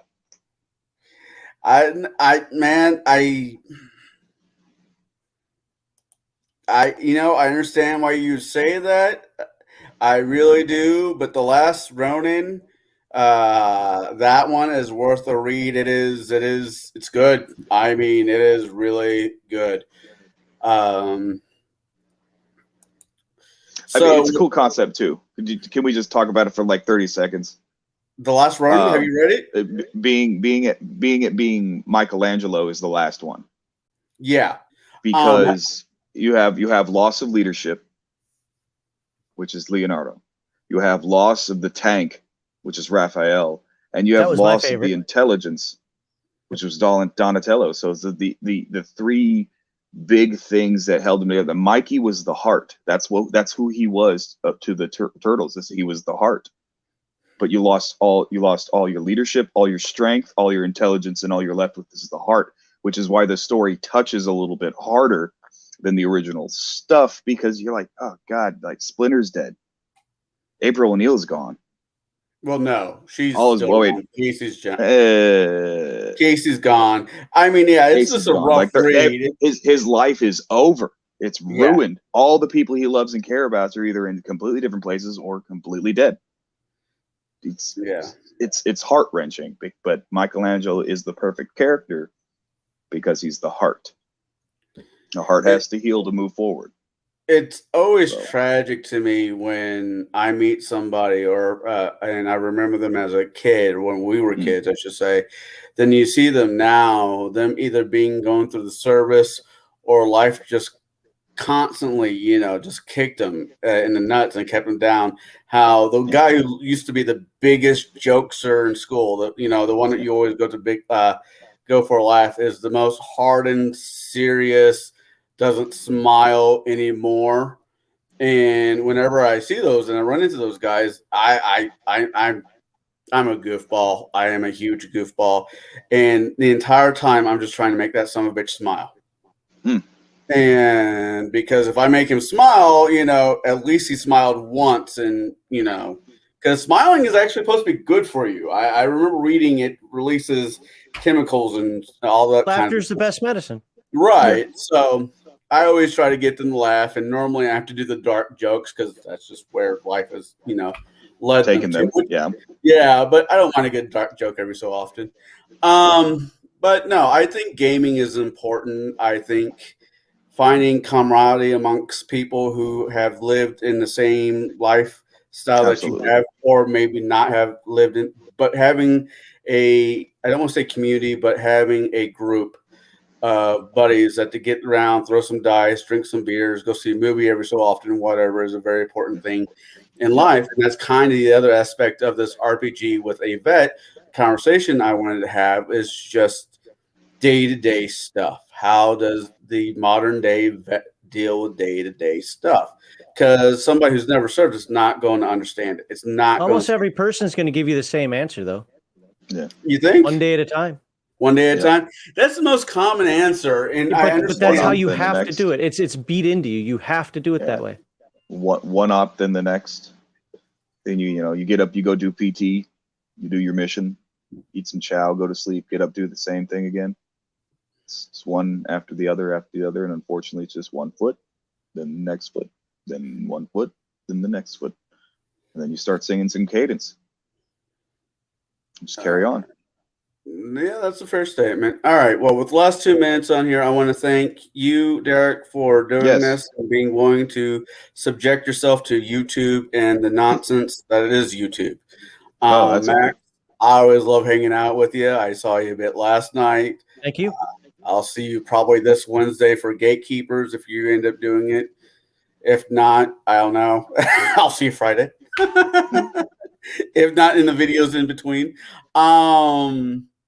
So you don't stream anything. You don't have a platform as of yet, Derek. I mean, you've talked about doing a little podcast off and on for years now, and looks like it might actually go that way.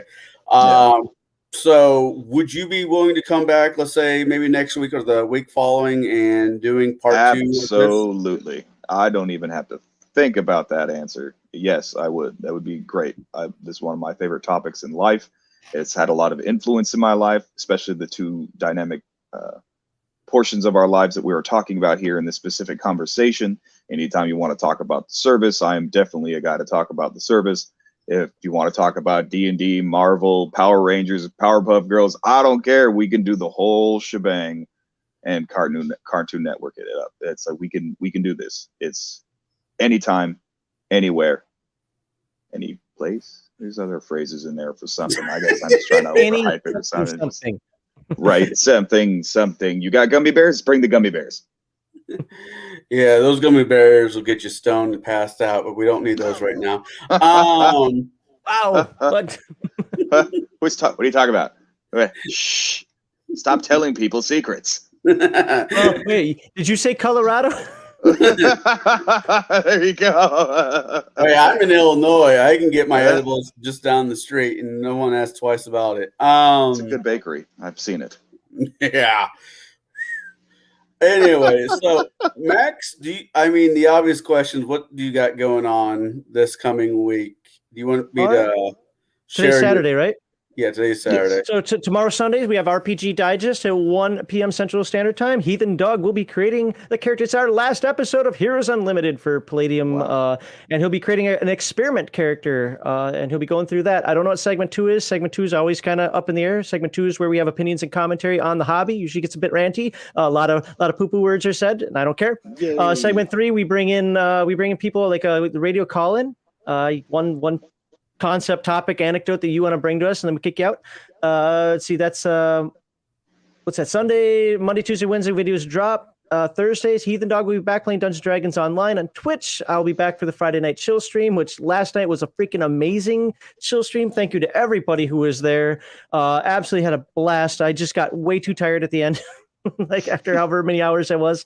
And so we'll be doing that again. Of course, rinse and repeat. Sunday, Thursday. Saturday, Heathen Dog is back to do DDO. So he streams on Twitch Thursdays and Saturdays. I stream on YouTube Sundays and Fridays. Right on. That's a lot of stuff, dude. That's a lot of content. That's a lot. And I just started. I need to get some direct-to-video content. That's what I'm lacking right now because, streams are so easy. Oh, yeah. You just sit down, talk some smack, and press record. I don't know how you do it. I got a phone. No, you're right. That's it. Oh, okay. See, I assumed I was correct, but now I know that I am. So good. This coming week for myself, tomorrow, I have a reviewing of Dune, the 1980s. What the hell was I drinking, smoking, or snorting? And what is in Sting's hair? The Dune, the movie. Monday through Wednesday, I don't really have anything going on. Wednesday, I'll be doing Gatekeepers. I've yet to figure out what the topic is, but we'll make it work. Unless somebody wants to send in a question, we will hit the generate question. I guess I have no idea. This is more your ball game, Max, and that is mine. Thursday, list of topics that nobody ever picked up on in Gatekeepers, probably buried now. Yeah, great.